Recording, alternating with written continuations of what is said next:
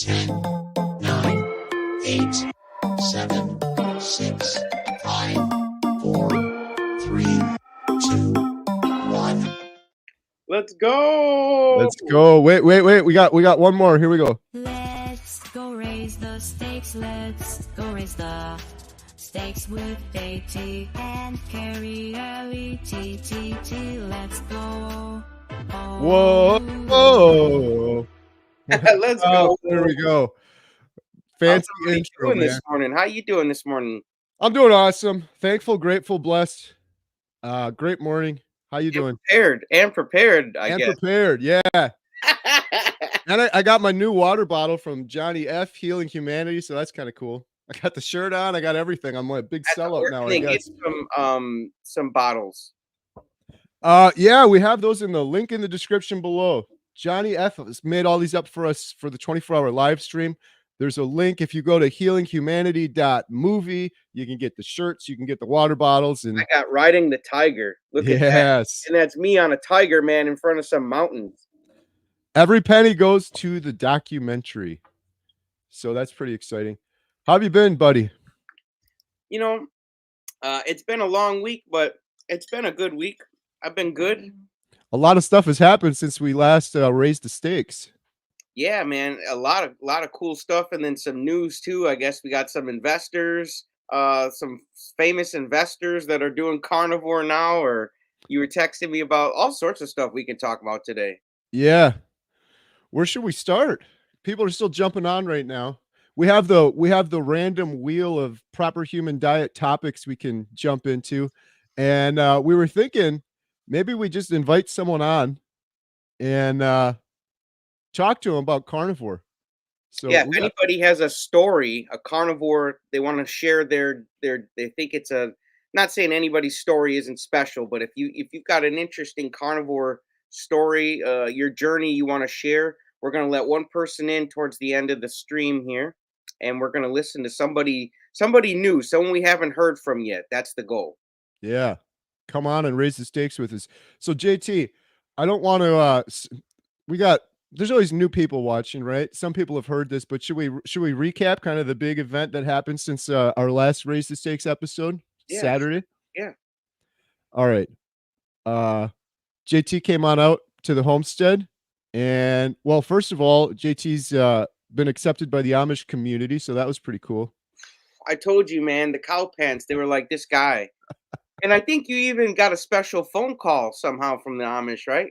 Yeah, so I took JT to my buddy William, which is kind of crazy because JT's son's name is William. My middle name's William. Bill's middle name is William. We're seeing William everywhere. Lots of weird little things like that keep happening. But cool. We took him to William, my Amish buddy's house, and they'd finished harvesting ice.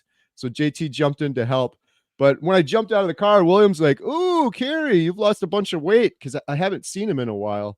Yeah, he said he almost didn't recognize you. Yeah, which was very nice. Nice to hear that always. I'm glad we didn't get shot when we rolled up. Right? Well, a couple right when I'm on carnivore, I'm on day 320 or something. I think around day 300, early on, I was visiting with them and I spoke to his wife for a long time. I'm like, "Listen, I've been eating meat for 20 days, nothing else."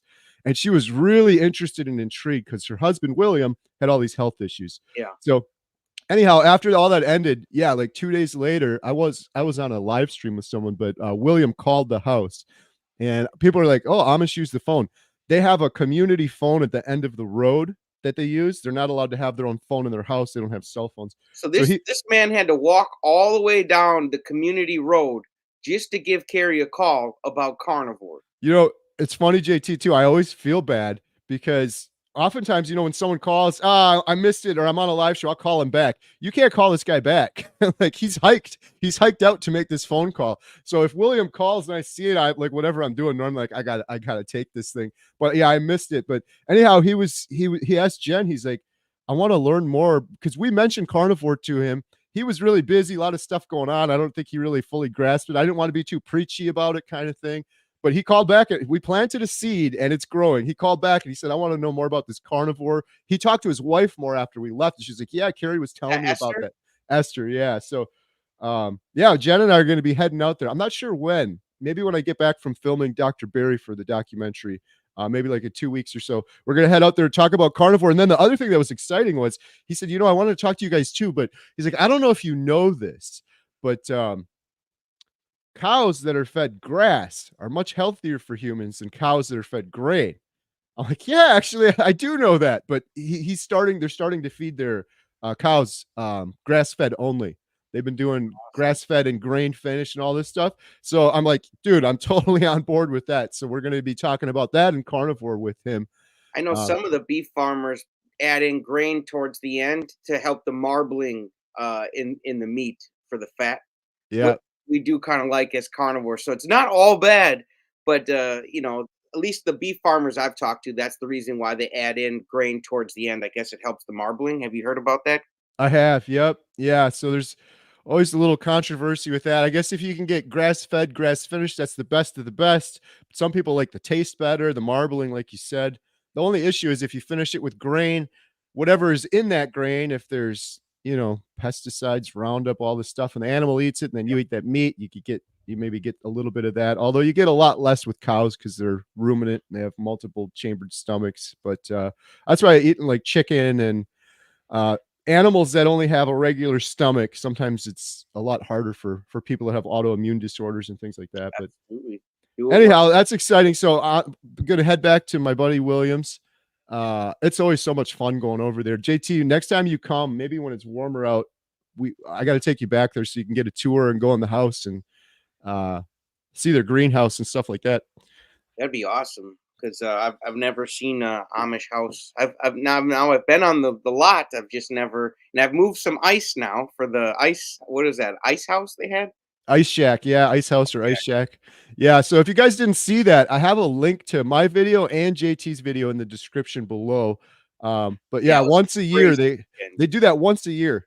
They go to the pond, they cut these huge chunks of ice out, and they save them all year. No electricity, just in a big insulated building. The insulation was like this thick.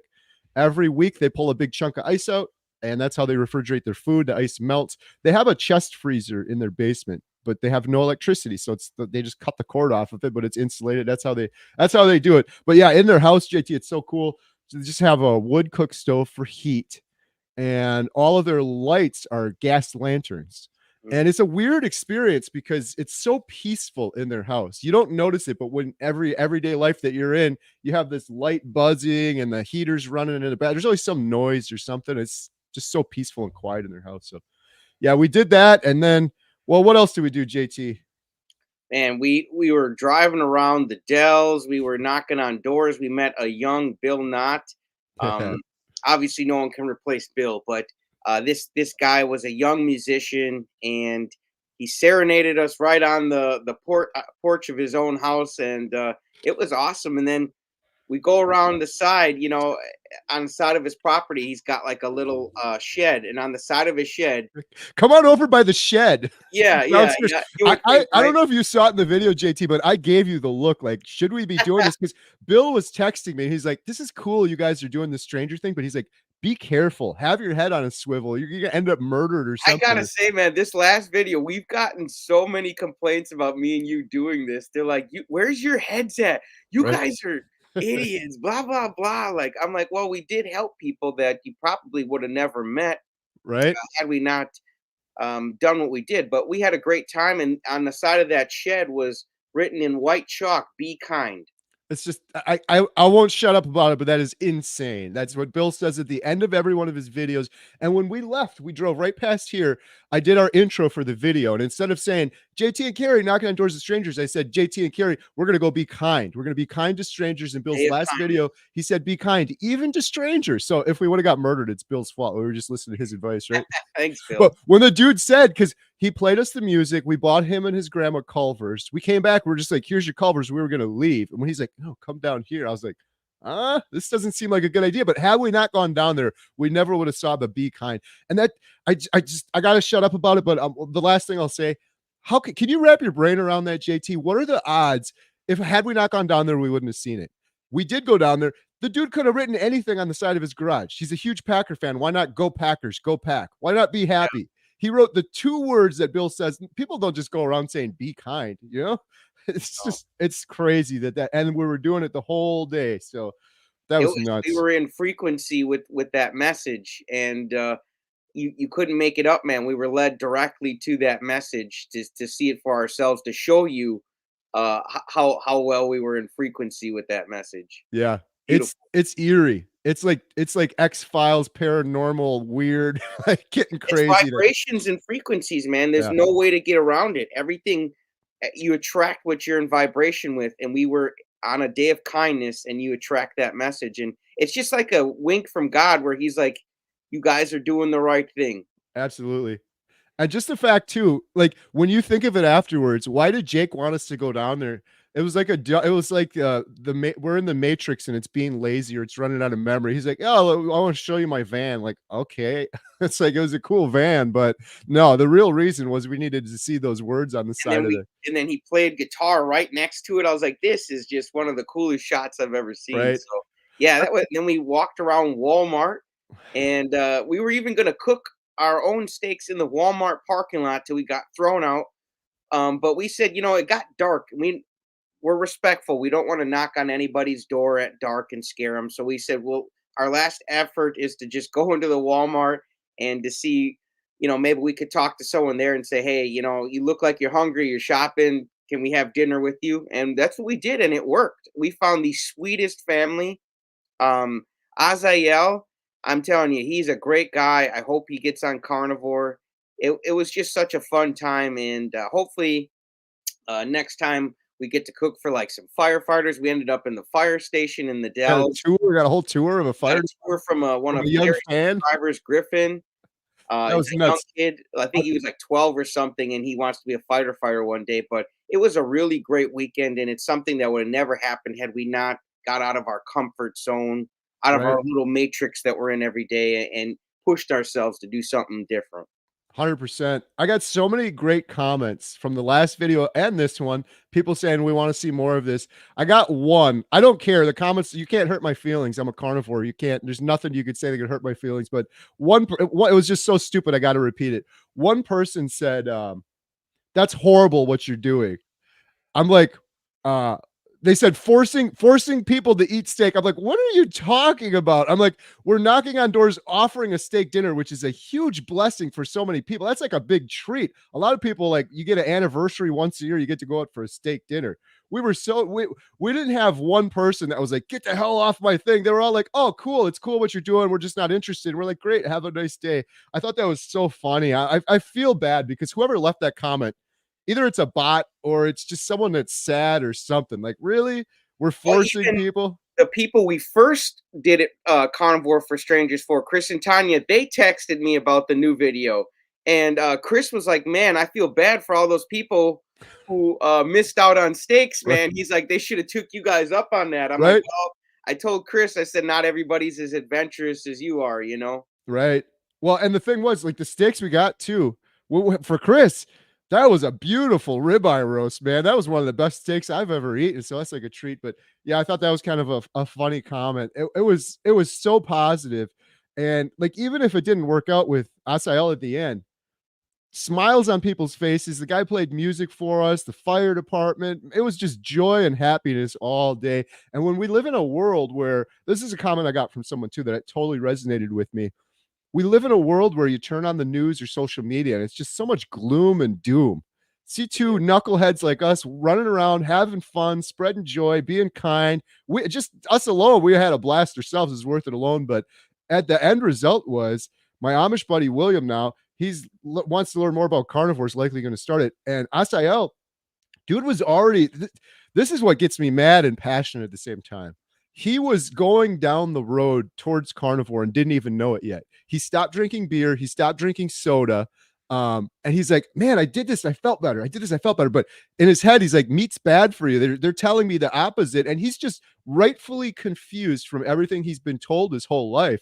When we started talking to him, I said, no, check out this Dr. Berry video. Think about this a little bit more. He's like, this stuff makes sense. He's like, when I cut out bread and stuff like that, he said he has like acne on his back. It starts going away. He's like, everything you're saying is making sense. And he's basically going to do carnivore now. He's thinking about doing a YouTube channel on it too. So, And if he starts a YouTube channel, me and Kerry will share it. And we already told them we would love to have him and his wife on for a live stream. We will share that. But Carrie, back to what you're saying, I was raised that I was always told that like meat and bacon grease and stuff like that were heart killers. Yes.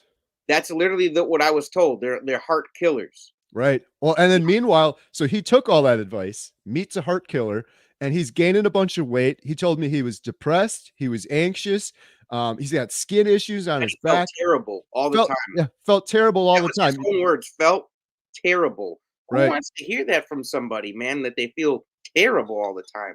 It's Yeah. sad. Yep. Yeah, so that was pretty awesome. I guess the last thing that happened, all these crazy things happened. The fact that kid at the fire department, was it Bryson? Dice, I keep forgetting his Griffin. name. Griffin. Griffin. Come on, Kerry. Griffin. I'm sorry. It's such a cool name too, Griffin. He just happened to be Someone said he had an subscribed. old soul. We knocked on the door, and the dudes were like, we're kind of busy. We got this thing. And then Griffin shouts out, I know those guys. What are the odds of that The happening? door was about to shut on us, and the guy was like, "You're kidding me? You know them?" Then he opened up. He's like, "Whatever. Come on in, man."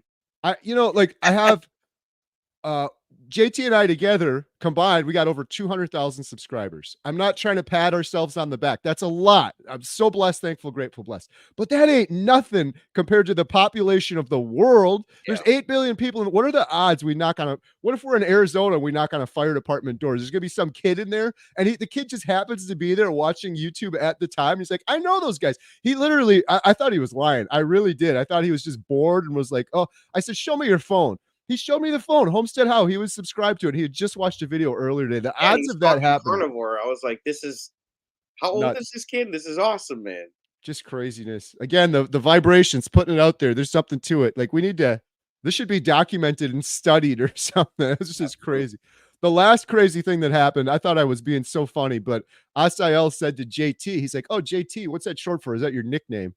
And the whole night, I fell in love with Grandma. The mom, Azael's mom, she didn't speak any English, but we didn't get it on camera. But when we were there, first of all, I was knocking on the doors. JT got the other one with Chris and Tanya. He put the hook, line, and sinker in one time, and he got a huge fish on. So I'm like, I want to do this. So I kept knocking, I kept going. Well, in the end, JT got the fish again. He's the one that talked to Asael and got it. But the camera, the memory card ran out or whatever. But the grandma in Walmart, I was like, please. I'm like, we're so hungry.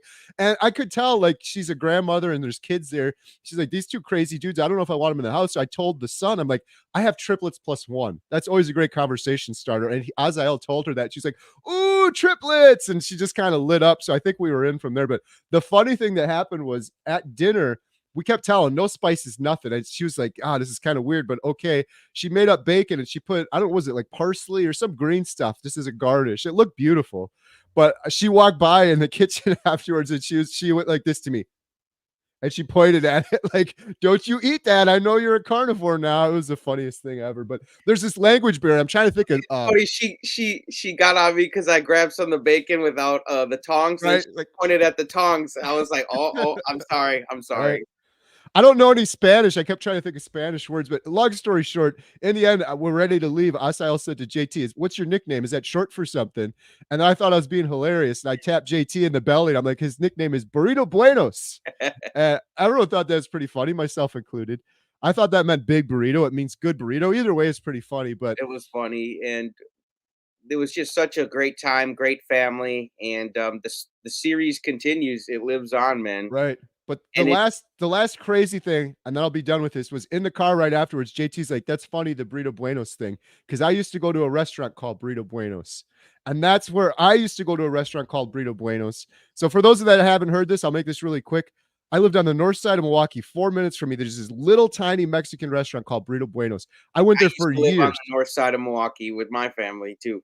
I went there for years with my dad. My parents were divorced. My dad didn't cook. We'd go to this Mexican place. I'd eat the tortilla chips. Dad would drink some beer. We knew the bartender. We knew everyone there. It was like we went there over and over again. Well, it turns out, what a small world, another frequency, wavelength, or whatever. JT and his dad went there for years and years and years around the same time. And I know for a fact we had to have crossed each other, just didn't even know it, man. Honestly. It's insane. And our dads were probably hanging out, bumping elbows at the bar together, drinking and joking around. JT called his dad. He's like, you remember Burrito Buenos? He's like, oh yeah, Marcos. Then I called my dad. I'm like, you remember Burrito Buenos? Marcos? Yes, all of it. So it's the odds of that happening, because we didn't know each other before this. You saw my YouTube channel. It's like come full circle now, and it's very likely, yeah, we're eating burritos and tortilla chips back in the day at the same place. This was And burrito 25 years ago.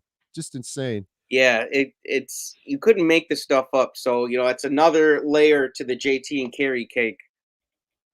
Right. The Providence. So that was in our title. Burritos in Providence. There you go. Burrito Buenos in Providence. So That's why, if you guys were wondering. yeah. So we're talking about strangers, burritos, and Providence. Hey, should we spin the wheel? Man, let's spin the wheel. Let's wake. Hopefully, everybody's awake. I know it's Friday. The chat's moving kind of slow, so let's wake them all up. Let's see. Do I have the wheel? Oh, I have the wheel. I have the wheel. Here we go. We're going to spin the wheel of proper human diet discussion topics. Go. There it is. Let's see. What do we have first on the wheel? We have burrito, strangers, can't make it up, news, funniest moment, frequency, and chat GPT. If we hit chat GPT, I'm going to open chat GPT and we have to type something into it and get an idea. So here we go. Ready? Oh, wait. Let us spin the random wheel of proper human diet discussions. Oh, my, that's funny. Let's go.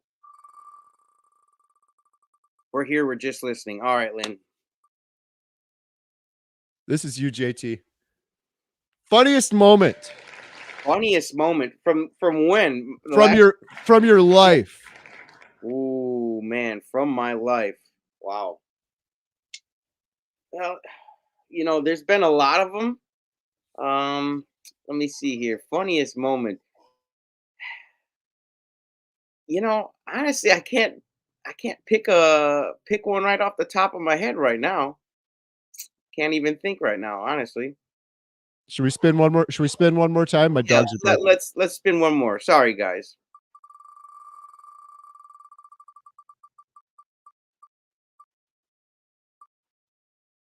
Strangers. We kind of touched on that one already too. Hey, but we will be doing some more Carnivore for Strangers, whether it's the fire departments or would you guys like to see us cook for a cop? Because we got some things planned, and Kerry, for you, JT Wynn suggests you to eat sweetbreads and ride bikes. Yeah, have you guys tried sweetbreads? That's a good one. But yeah, we're gonna be talking with a lot more strangers, whether they're Amish, whether they're subscribers, not subscribers, whether they're in Walmart, not in Walmart. We want strangers, and you want to make those new connections and help new people. There's nothing wrong with preaching to the choir, but it's nice to get some new people. Speaking of new people and strangers, I got a FedEx guy walking right outside my window here. Yeah, I just saw. I was like, give me a heads up next time. I'm like, what's going on? My dogs are going nuts. Hey, I got one other thing that's kind of interesting I want to share. You guys ever seen this before? This is canned butter. I'm probably an idiot. Maybe a bunch of you in the chat, let me know. Have you guys ever heard of canned butter? I'd never heard of it before. And I think I've mentioned this before, but Jen and I, we have a couple different side businesses, and one of them is doing videos for Amazon products.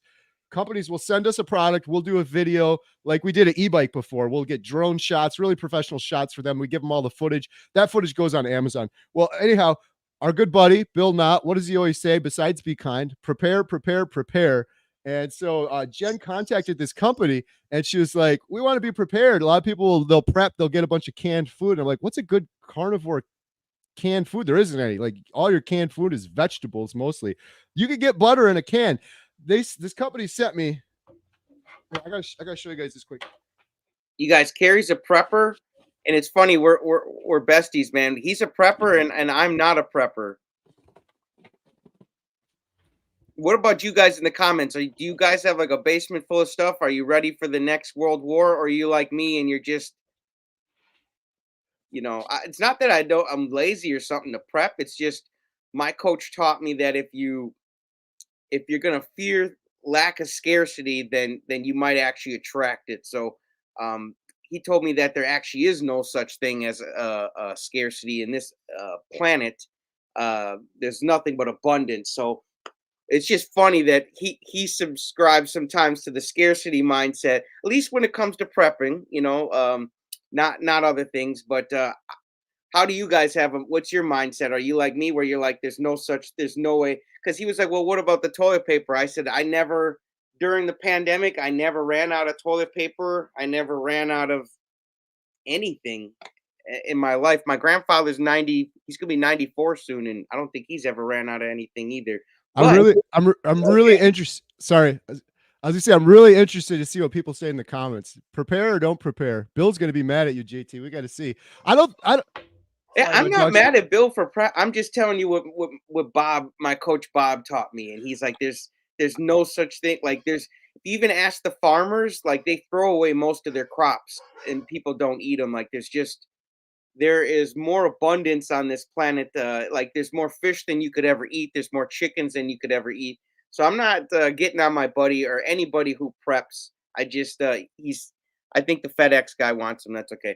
But for me personally, like my coach taught me that there really is no such thing as scarcity. There's just only abundance. So that's just my thing. You guys like to prepare? There you go. There's nothing wrong with being prepared. What about you, Rick? Abundance. There you go. Abundance.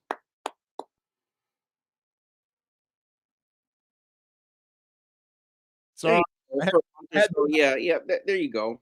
had to decide for the thing. My thing is, it's not a fear like, oh, I'm scared something's gonna happen. It's more of why not be prepared just in case kind of thing.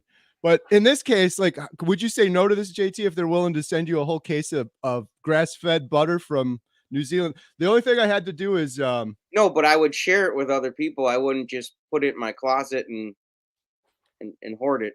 hey, when you come over, you can have some, Let's go. right? Maybe we could do a little giveaway or something, but I don't know. I think there's a difference between being scared and hoarding and just being prepared. Like a lot of preppers, Just don't let your preparedness lead you into an unhealthy habit where now you're collecting old bike frames all the time and you're right? pissing off your wife and she wants to divorce you because she can't walk around the yard.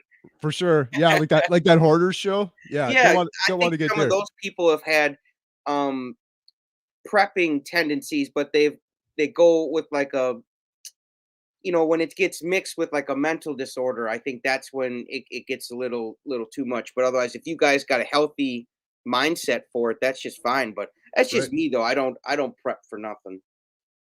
Just the See, day, I when get you up say that, I hour. want to see what the comments say on that one because I get what you're saying. You're making me think about it, but then I don't because it's like, God forbid something were to happen, you're not prepared. It's almost like I was saying earlier, if you're gonna go hiking in the Grand Canyon, you're like, "Ah, I'll be fine. I don't need a warm coat." I know people have died here before, but that's a scarcity mindset. There's like a balance, right? Where you gotta Well, you got to be smart though. You don't want to there's nothing wrong with taking risks as long as they don't hurt you either way. If so, you don't want to be dumb and say, "Well, I don't need a coat," but you don't want to like gather 80 coats when you only need one coat. You know what I'm saying? right. The thing with me is it's not like a fear either.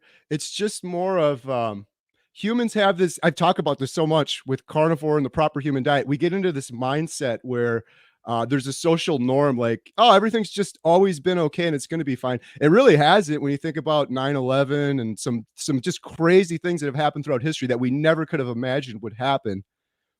I But we're guess still here, Kerry. what's that? I said, but we're still here. Right. My thing is though, with you saying it like that, it just scares me because there's people out there that aren't prepared, and then something happens, and then those are the ones that are running around like maniacs with trying to rob their neighbor or something because now they're desperate because they Well, see, didn't prepare it all. I am prepared. I've made friends with beef farmers, and I've got like certain. If I know like if the stores are closed, I know which farms to go to, and I can eat.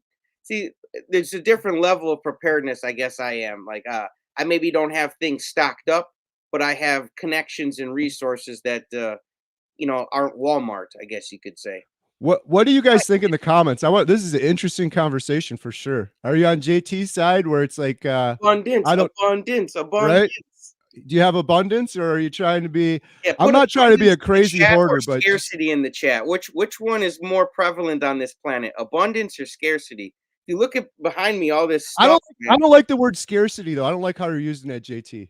I That's the like term, though, I Kerry. like That's the prepared. scarcity mindset.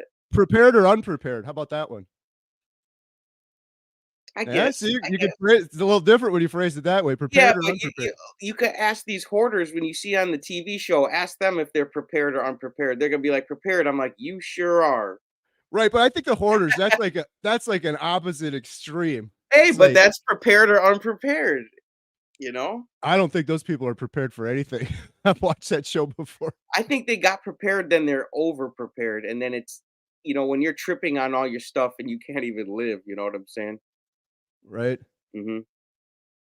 What do we got? What do we got going on in the comments? Well, anyways, before we go back to the comments, I tried this yesterday. It's pretty darn good. It's grass-fed, grass-finished, and it's in a can, which is just I've never seen butter in a can before. Anyone in the comments seen this stuff before? And long story short, I mentioned this to Bill. And he's like, "That stuff's great." And Bill had a whole case of this Thought you because had he's tuna or something at first.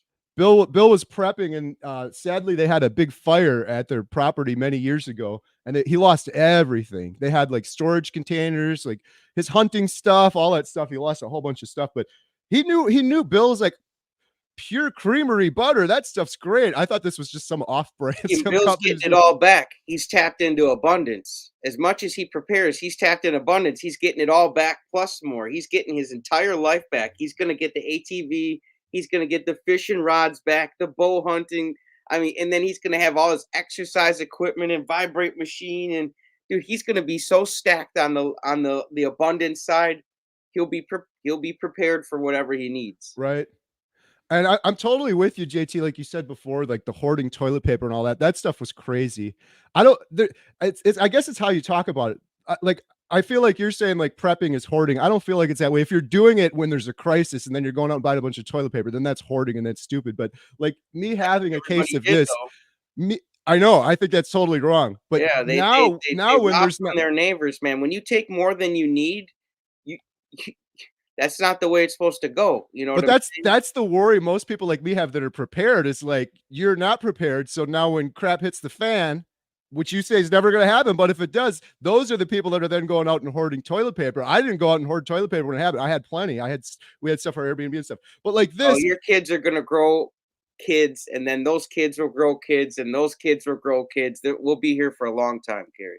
this stuff though, this isn't hoarding. If you buy a case of this, there's not a shortage now. There's not No, like no, you no, can't no, like no. JT can go on and you can still go get a case of it. My thing too is like you said, I would give it away. I'll gladly give some of this away if people want it. But my worry is people aren't prepared, and then if something does happen, then it would be like then I would have more of an abundance Would to you feel help other better if people. I took a can and then put it Oh, in? you're getting a can. You're getting a can for sure. Just All right, I'll put a if, can away for Kerry so he feels. or to use it for a YouTube video. Would it be a good YouTube video? Because I don't know if I'm just crazy. I've never seen canned butter before. That's like a perfect carnivore YouTube video, right? Yeah, yeah. What do people used saying to in the comments? I really want to hear this because I You ever wonder. seen these couponer ladies though? Like their whole garage and basement is filled Yes, with stuff that's they'll never eat. They've that's had crazy, Oreos from 8 years ago that went bad, but they've got it for a penny because of a coupon, and they right? And you then they know have like a warehouse in their garage. Yeah, I, that's a little different. yeah. What is Rick says it's not hoarding if you'll use it. Yeah, that was the other thing too. I will use all of this when I've Rick, I prepped in. challenge you to use every damn thing in your house, man. And if no, my coach told me if you don't actually use something every day to get it out of your house because you're not in vibration with it. I mean, if it's something that you got in your house, if it's a book you haven't touched for 40 years, man, take that thing to the library, give it to someone else, man, who can touch it this week. There You we know, go. Marna agrees. She's a get rid of it. minimalist. Yeah, I guess you could say I'm kind of a minimalist, but I like collecting stuff that's collectible. But even to a point, I have no more room to collect That's. any more stuff. So I I'm was done just gonna collecting. say, carnivores are pretty much minimalist in terms of our nutrition, and it's awesome. But you just said you're a minimalist, and that was pretty funny, JT, when you pointed behind you. Well, I've got no I'm more. pretty much a minimalist. I got no more room for anything else. I told you I collect this stuff, but I've got no more room to collect. So Right? if then you start getting to hoarding where you try to make room where there's no room, because then my wife would be like, okay, listen, your collecting has gotten out of control. Like we can't walk around. There's nowhere to walk. So it's a balance. You know what I'm saying? Right? What do we got? Robin Hare and shout out Carnivorous Grandma. Don't think prepping and hoarding are equivalent. There's a mental aspect to it. Yeah, for sure. Yeah, I'm if you always over giving prep my excess it, then you're away. hoarding. Abundance mindset is key.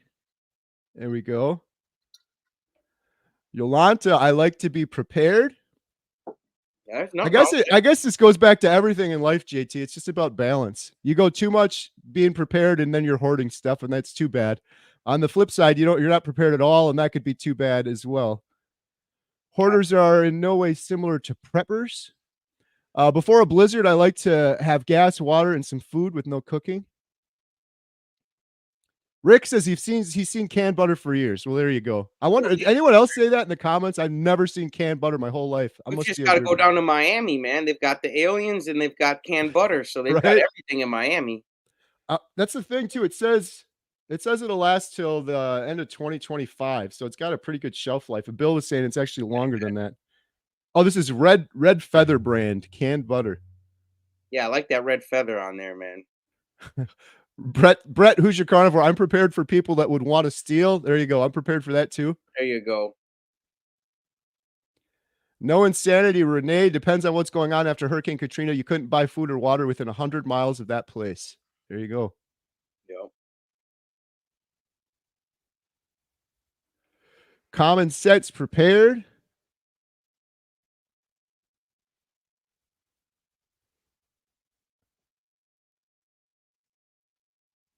Here we got a question. Toby's carnivore. What do you think? I have no carbs, 100%. So I had a big load of carbs today in the bathroom and stomach discomfort. Well, now you know how they make you feel. Sometimes I mean, as much as that sucks to feel discomfort, but sometimes maybe you needed that reminder because you were feeling so good on carnivore that you kind of take it for granted. I'm not saying you did, but sometimes we take it for granted. We say, "I'm feeling so good, I can eat that junk again," and then you eat the junk, and you're like, "Wow, it does make me feel." So maybe use it as a nice reminder to why you don't want to feel like that anymore, and why you should keep you gassed up and motivated to stay on your carnivore diet so you feel good. Yeah, sounds like it's a good lesson. I always repeat this. I heard someone else say it. A lesson. Wait, it's not a failure. It's a lesson, and a lesson is a blessing. I love that. Yep. Learn from it. Kalamazoo gal, I like to be prepared. I want to talk about Rick for president, 100%. Rick, who would be his vice president? That's what I want to talk about. Right. We got a question from Dari. Hey, everyone, have you heard that there's already 3D printed steaks that are being served in restaurants in Europe? No. No, That's crazy. it might be cloned beef, but I've never heard of. I don't know if you can eat 3D printed steaks. Yeah. Not something I'm interested in. That's crazy. We Yeah, it's just get already making just the sound of it's making my stomach growl because right. it doesn't fill me up. Like I could just tell, like I eat that steak, I'm gonna be hungry still. Yeah. It's like I always say, the further away we get from natural, the sicker we're getting. And a 3D printed steak does not sound natural to me. Lynn Tucker Carnivore, we never let our gas in our cars go below a half if no electricity. Hey, it's our buddy Jeff DeProsperous. I want a couple cans. I got you, Jeff. Listen, Jeff, I will send this with you. I got a package going up to Jeff. I'm waiting for those carnivore bars to come back. I'm sending some stuff to Jeff. And then, Jeff, I got this for you. I will throw in a couple cans of butter with Let's the go, care Jeff. package. How's it going, Jeff? Hope you're doing well. That's I had a buddy, good. he listens to Bob Proctor too, Jeff. So Jeff knows all about an abundance mindset, man. Yeah, he still wants a couple cans though, so he's prepared as well. Hey, That balance, how do you know he ain't giving them away? right? Jeff, you got to leave a comment. What are you thinking? Is prepping crazy, or should you just have abundance mindset? I mean, you still want a snowblower in case it snows, but I don't want 10 snowblowers like my dad used to have in the garage. Right, but with your example now, you have no snowblower. That would I be have a that would be the snowblower. prepper's opinion. I have No, a snowblower. you have no snowblower. I've got a snowblower, man. I've got a shovel, but I don't got multiple of those things. If I need one, I'll go out and buy one. Always prepare. There is scarcity during emergency situations or war. God gave us grace, faith, and common sense. Short-term self-reliance is common sense to me. Here we go. Triple Jim. Rick said, feeling chest pains. Must be lunchtime. What is the ingredients in the can? It is, let me see here. Cream salt. Pasteurized cream salt. It's butter. It's cream. It's pure creamery butter from Red Feather brand. 12 ounces of pure creamery butter. Grass-fed, grass-finished butter from, I think Bill said New Zealand or Australia or something like that. I'm getting hungry, man. Here's a question. Hi, guys. 35 days on carnivore. Do you know anything about if you experience insomnia on carnivore? I just had 5 days where I would wake up at night and finding it hard. Yeah, Kerry was just talking about that. You want to Yeah, so I've heard a couple people report things like this. It's not insomnia, in my opinion, because when I was depressed for years and years, I had horrible insomnia and I'd walk around like a zombie. Part of it for me is excess energy. And I find, for example, if I'm not exercising, which I'm not doing a lot of in the wintertime, in the summertime in Wisconsin, I was always going for walks and stuff like that. You have excess energy. Prior to this, on the standard American diet, you weren't given the proper fuel, and your brain and your body didn't have enough energy, so it's easier to sleep. I think that's a big part of it. Some people say you got to exercise or eat before bed. One thing that helped me slightly is magnesium. Dr. Barry did a really good video on magnesium. A lot of people are deficient in magnesium, and I find that I sleep really well with that. Although I did that last night, and I woke up at 3 a.m. this morning. But it wasn't insomnia. I was literally like just wide awake. I could have just started my day at 3 a.m, but that seemed a little crazy. I ended up working for a little while, and then I went back to bed later, and I had the best sleep of my life for like an hour, 2 hours after that. He's catnapping like Dr. Kiltz now, man. Yeah, shout out Dr. Kiltz. Carnivore catnaps.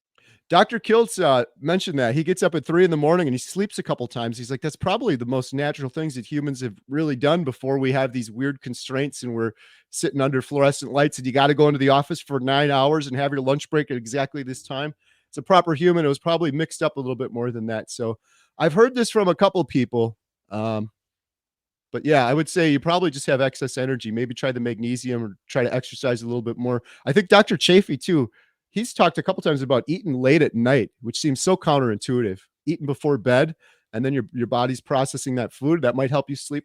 I've actually started doing that a little bit more here and there, and I seem to sleep better on nights when I eat a little bit later as well. So try some meditation too, or even pick that. I think that's a great excuse to either work out more, meditate, or grab a good book and learn something new that you maybe wouldn't have learned had you been sleeping. all right. I like that name though, the Mimic. That's they got some ghosts there called mimics. They copy you. Nice. Renee says that doesn't mean it will be available all the time, JT. Primal Mike, hey family. I'm not worried. Short-term prepping is smart. We're good for a month. You guys let me know what's the disaster I'm prepping for, and then I'll prep for it. Nuclear weapons are a great big hoax. Smash the like button. Shout out Robin here. Carnivorous Grandma, great YouTube channel. Who needs toilet paper? That's what the shower's for. There you go. Oh, you can't use your hand? Come on.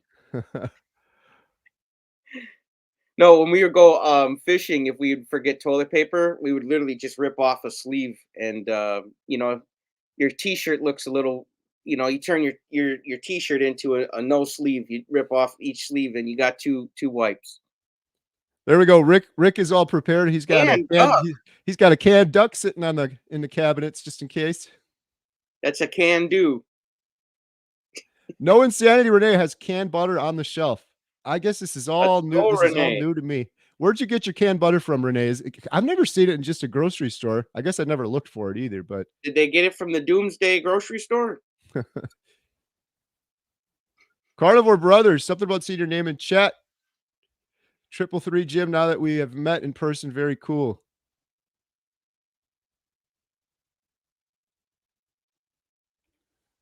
Kerry, for you, when JT suggested that you two eat sweetbreads and ride bikes. There we go. Never done the sweetbreads. You mentioned that, I think, on the last one. Yeah, What are sweetbreads again? It's so counterintuitive. it's like from the pancreas of the cow. Ah, Yeah, and it sounds like it's sweet and it's bread, but it's neither. It's a meat. And I was also talking about tripe. Have you guys had tripe? That's the lining of the cow stomach. You can eat that too. The only reason I don't like tripe is, man, it kind of makes the hair on me stand up. Like it, like I don't. I've got that phobia of like small holes and stuff. So like when I look at tripe, it just makes my skin crawl. But otherwise, yeah, it's from the pancreas. You got to be real carnivore courageous to start eating sweetbreads and tripe. the only place I ever heard of sweetbreads before was from a horror movie. I think it was Silence of the Lambs or one of those with Anthony Hopkins. He was talking about cooking up some sweetbreads. I didn't know what it was. Got a Bible verse on prepping. I'm going backwards on the comments here. I got to get caught up here. Let's see. The Bible says in Proverbs 21:20, the wise store up choice food and olive oil, but fools gulp theirs down. All right. I gotta say though, if you think Jesus had a basement full of goods, I think you'd be surprised. You'd be surprised, man. I don't think Jesus had a basement full of stock goods. Right. No, he was already walking around and shit. He ain't got no time to stock up. All right, here we go. I've gathered some questions now. If you guys have questions, shoot them in the sidebar. We're going to take someone in for an interview later. Shout out Dennis Ballin, $10. Thank you so much. Please have Maggie on as from the beef capital of the world, Alberta, Canada. Yes, Maggie's awesome. I don't know if she would want to do a live stream. She's a little shy on camera. But she's got her Instagram she's posting, and she has done a couple of YouTube videos. But yeah, if Maggie, if you're watching this, I got to check. Maggie messages me often, but it's always on this messenger app that I rarely use. So sometimes I go on there, I'm like, oh, I got a couple messages from people. WhatsApp, yeah. That's Graham hits me up on there. Me too. Graham hit me up on the country folks hit me up on WhatsApp. I have to turn the notifications on. I felt so bad. Graham messaged me like a week ago on WhatsApp. I never saw it, and then I wanted to talk to iPhone notifications off for like the last 2 weeks. Yeah, whenever I'm in a live stream, I put on do not disturb, and then I forget. Take it off. Anytime I text you all day, it says his notifications are silent. I'm like, man, send it anyways. Right. I forget to turn it off, or I'll end up having another live stream. But yeah, I didn't have WhatsApp. There's just completely disabled, even if it was on. Say you fall off the carnivore wagon and have some bread or something. What is the average amount of time for your body to readapt to carnivore? The next damn meal. You don't have to wait a day or anything. Like if let's even say you ate carnivore all day, but for dinner you had like some garlic bread. Who cares, man?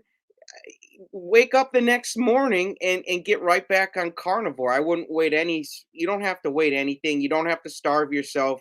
Just start eating carnivore again. I think that's a lot of people's problem. They think too, they're like, oh, I already messed up this weekend. I might as well just mess up on Sunday again, and then I'll start Monday. And then Monday comes and they're like, well, I'll start on Wednesday. Man, just start on your next meal. That's just me. If I did something like that, I would my next meal is carnivore. Yeah, 100%. I used to do that, JT, so bad when I was doing keto. Be like, oh, I messed up. Oh, it's Friday. I'll just go till Sunday. And then I would basically just binge. Yeah, Monday I'll start over. Yeah. And then Sunday would come and I'd be like, oh, it's 4 days till the end of the month. We're just going to start on the 1st. Oh, let's just do that. Let's do New Year's now. And I keep pushing it out. But I don't know if you just went right back to carnivore. Your body wouldn't even notice the little junk that you had. But if you keep eating the junk, right. In terms of readapting, I don't know if his question was a little different though, too. In terms of readapting, you'll probably kick yourself out of ketosis, and that could take a couple days to get back in. But for JT's point, that's why you should start right away. And that's why I always tell people, new people on carnivore mess this up so much. And I feel so bad for them because they've done every diet in the past. They've done the Weight Watchers and the counting calories and the numbers and all that stuff. If you do carnivore all week and then on Saturday you're like, I'm gonna eat a bunch of bread and cheat, you kick your body out of ketosis. It could take several days or a week to get back into ketosis. And then if you do that again on Saturday again, you could be going most of the week not in ketosis, or in other words, not getting the benefits of being on the carnivore diet. I'm not judging anyone. I'm just telling people because there's a lot of people that don't know that. They think I did so good all week. What's one cheat day? It's not one cheat day on carnivore. It's a different game. It's almost like you turn one cheat day into almost like a week of potentially throwing your body out of ketosis, and then you got to do it all over again. So And replace the word cheat for crap. One crap day. Do you want to have one crap day where you feel like crap, you eat like crap? I wouldn't want a crap day, a cheat day. Honestly, like if you, it's one thing like if you're at a family party and you just mindlessly like grab the almonds when you go by and you weren't thinking of it, whatever. But like to choose a cheat day, a crap day, for me, because that's what a cheat day would turn into. It would turn into a very crappy day for me personally. I'm not getting on nobody. If you guys feel like you deserved it, like to treat yourself. But you here's got to remember though, that stuff you're saying treat yourself to something that doesn't treat you well. Like I used to treat myself to alcohol all the time, but it made me feel sicker than a dog. So just remember what you're treating yourself to. Does it treat you well back? Just something to keep in mind. I was gonna say You I just choking choked. over there? I'm choking on a piece of ice here. So I got excited. told Jen. My healing humanity thing. Yeah, Jen's not home right now. Could you imagine I just pass out right here? I'm gonna call the FedEx guy. Can you go Right. back to that house? He's like, no, I waited outside his window for like 20 minutes before I go back there. Uh, I was just gonna add to this. In the comments, please, everyone watching right now, have you done a cheat day and was it worth it for you? I want to hear the answer to that because I did a lot of cheat days or crap days, as JT says on keto. I haven't done it on carnivore, but on keto. I want to know what the cheat day does for you. Like, Right. what's the big reward? What's the huge payoff of eating food that's going to tear your body down? And some people, I've heard people, they're like, oh, like carnivore, you're acting like if I eat this, it's going to kill me right away. No, I bet you if I sat here during this live stream and smoked a pack of cigarettes, that pack isn't going to kill me. But if I did that all the time, eventually it'd be one pack too many. So, it's on you guys. If it pays off, I don't know. I would like to know what the payoff is, though. Eating food that doesn't treat us well.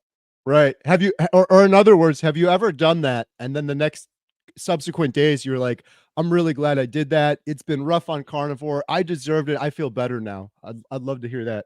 I think I know the answer, but do all carnivores need electrolytes daily and any brands you recommend? I'll shoot that one over to you, JT, because I think you don't use any electrolytes, right? And I don't. I just put Redmond's real salt on whatever I want when I want, and if I feel like I need a little of my water, I'll put a pinch in there. It's also good for headaches. I got that from Kerry. But otherwise, I do not use electrolytes unless I'm sick with the flu or something like that. Like where you're regurgitating fluids out and you need some way to retain your fluids a little bit better. Then I would. I'm not saying no. You still don't need it. I'm not some hard ass like that. Just if on a daily basis, if you feel fine on carnivore, I really don't think you need them. But if you're sick or something, get some electrolytes in you, get some bone broth in you, do what you got to do. Yeah. I don't take them daily anymore. When I first started carnivore, like adapting, I did like the first 2 weeks. My daughter Emma did. Some people, you could get the keto flu. You can get headaches, you can get stuff, but then other people, they don't do any and they're just fine. So like if I'm going to go in the summertime when I'm exercising more, if I'm going to go on like a big bike ride or something, I'll put some electrolytes in my water. But honestly, I don't remember the last time I had any. Sometimes if you get like a headache or something like that, like JT said, then I'll take a few. But question, did you see the video of them making imitation crab? Don't know what it is. No, I haven't seen that. Yeah, again, back to my number one rule. Is it natural or not? That doesn't sound natural. Yeah, I don't. We're gonna focus on ribeyes and stuff. How many hours of sleep do you guys need after going carnivore? 5? 5, man, and I feel great. That's about what I did last night. Yeah, I went to bed at 10. I woke up around 3 or 4. It's a lot less. It's way less. It's Because you're getting better sleep. yeah. You're getting better quality sleep. And I feel bad because before I needed 12 hours and I woke up and I still felt like Right. crap. And then I wasted, if I only needed 5, then I had 12. Like I wasted 7 hours of my day getting crappy sleep. Yep. And I still felt like crap when I could have been reading a book, learning something. I could have been making a video to help somebody. I could have been talking on the phone. I could have been, um, having Kerry try to convince me to be a prepper. There's things I missed out on, man, sleeping 12 hours a day. Right. And the other thing I'll add real quick, shout out Healing Humanity, the documentary. This is one of my big realizations. You get better sleep, like JT said. But also, before this, people that are on the standard American diet, I'm talking about my former self. I was always in a brain fog. I was always fatigued. I was always tired. I'd stand up, I'd be tired. I very rarely had energy. And I realize now why. It's because the brain takes an incredible amount of energy to function. And when you're putting the wrong fuel in, you're putting sugar in, and the brain's inflamed, your body's inflamed, you're literally not giving it the fuel it needs. And the best analogy I have, I've said this in a couple of videos, I'm going to keep saying it, is before I was carnivore, I was impaired. It was like I was always slightly drunk my entire life because I wasn't giving my body enough energy. And that's why Healing Humanity has many meanings, but I think that's the biggest one. The majority of humanity right now is on the standard American diet, and they're walking around like they're intoxicated. They don't know what it's like to be sober, and they don't have the energy to do. They don't have the energy to go knock on doors like JT and I are doing. They don't have the energy to make friendships, personal, real connections with people. When I was on the standard American diet, I had enough energy to barely get by. I'm like, I'm gonna go lay on the couch. I'm not gonna Yeah, go I knock didn't on have someone's door. energy for friends, man. I wished everybody well, but I had no energy to make a friend. Right. So JT, imagine how many friends you have now, how many connections you're making. You're going outside your comfort zone. You don't have the anxiety, the stuff you had before. Imagine if the whole world was like that. But the majority of the world right now is not making friends, not making connections, and they're sitting on their couch. And also, by the way, they're not going after, people have hopes and dreams and they want to do this and aspire to that. I wasn't going towards my hopes and dreams when I was on the standard American diet. I was too tired to barely get through the day. Now I am. So I just imagine a world where humanity's healed and everyone has that energy and they're not walking around drunk. It's going to be an amazing place when it happens. My coach taught me making friends is real easy because all you do is focus on someone else besides yourself. That's the best way to make a friend. And if you're feeling like you have a lack of friends, then you maybe are focusing too much on yourself. Now, before I needed to focus on myself to get myself right, to get on the diet. So you do want to focus on yourself to get the ball rolling. But once you start feeling good, man, spread the love. Focus on someone else. Try to get them to have a good day. Say something nice, and you're gonna be surprised how many friends you make just focusing on someone else. It's easy. Yeah. We got some Na- donos. Nice. Nancy Chandler, magnesium Nancy. glycinate and ashwagandha. I've never heard that word before. Everyone's going to be like, canned butter, ashwagandha. This guy doesn't know anything. Helps a lot with sleep and anxiety. Yeah, Dr. Barry did a great video on magnesium and how we're deficient. We used to, in our everyday lives as humans, we'd come in contact with it and drinking water out of a puddle or river or whatever, and we just don't have that anymore. So I've never heard of ashwagandha though. Leave a comment down below. Everyone's probably like, That's yeah, how I much know. abundance we have, Kerry. We're drinking out of cups now instead of puddles, man. Telling you, Right. life is good, Kerry. Yeah. But we don't want to take it for granted. Yeah, It becomes make sure normal, you dig a hole in the back so you've got a puddle to drink out of. right? I'm messing with you, buddy. I'm just getting out of here. Can butter make visceral fat? I don't know, but I know that beef tallow can burn visceral fat. So if you're worried about butter maybe adding visceral fat to your body, beef tallow can not only replace the butter, but it can help burn. That's the best. I don't know about the butter, but I do know that beef tallow can burns visceral belly fat.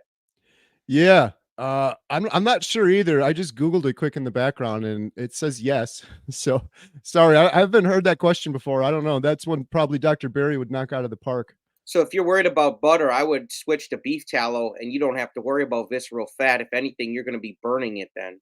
Shout out beef tallow. Love beef tallow. Just Love ordered some beef more from tallow, Amazon. man. It's such a great butter replacement. Carnivore Huntress. Hello. Hello. Hello. Huntress.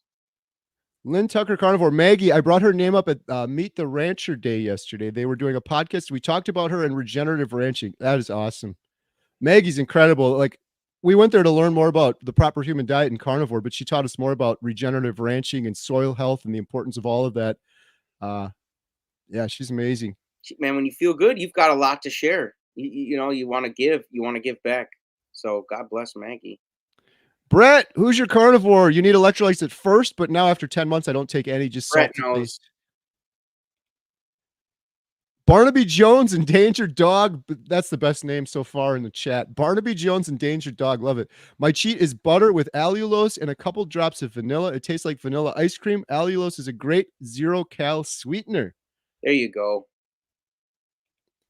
Brent Mickelson, 100 NOK. Thank you so much for the generous super chats. We really appreciate it. Every penny I get goes to the Healing Humanity documentary, and we need it. We're going to film Dr. Barry in just a couple days. I can't wait. That's actually what the FedEx was. It was a tripod mount for one of the tripods. We recently, thank you to the generous donations. When we're filming, folks, we have most of the equipment we need, but we had to rent a bunch of it because of the flight, and we just didn't have everything.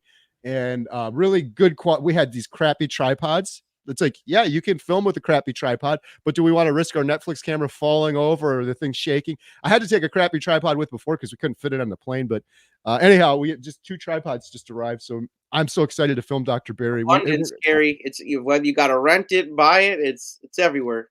Right. And the cool thing is, it's like we could have kept renting it, but by the time you rent some of the stuff 3 times, you could have just owned it. And we're going to have to film so many people. So now we own the equipment thanks to these generous donations. We own the equipment and we can film like 40 more people or whatever we're going to need to do. So, and speaking of abundance, my mom, she's watching William right now. She got me this huge cast iron pan for $10 at the Goodwill.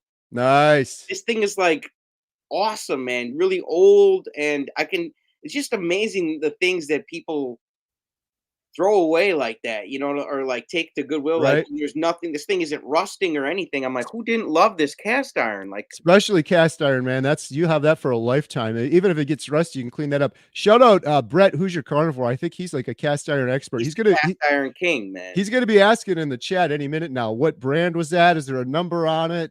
You guys, if you want to know how to take care of your cast iron, go to Hoosier Carnivore, the YouTube channel, and watch Brett. I'm telling you, he's the cast iron king.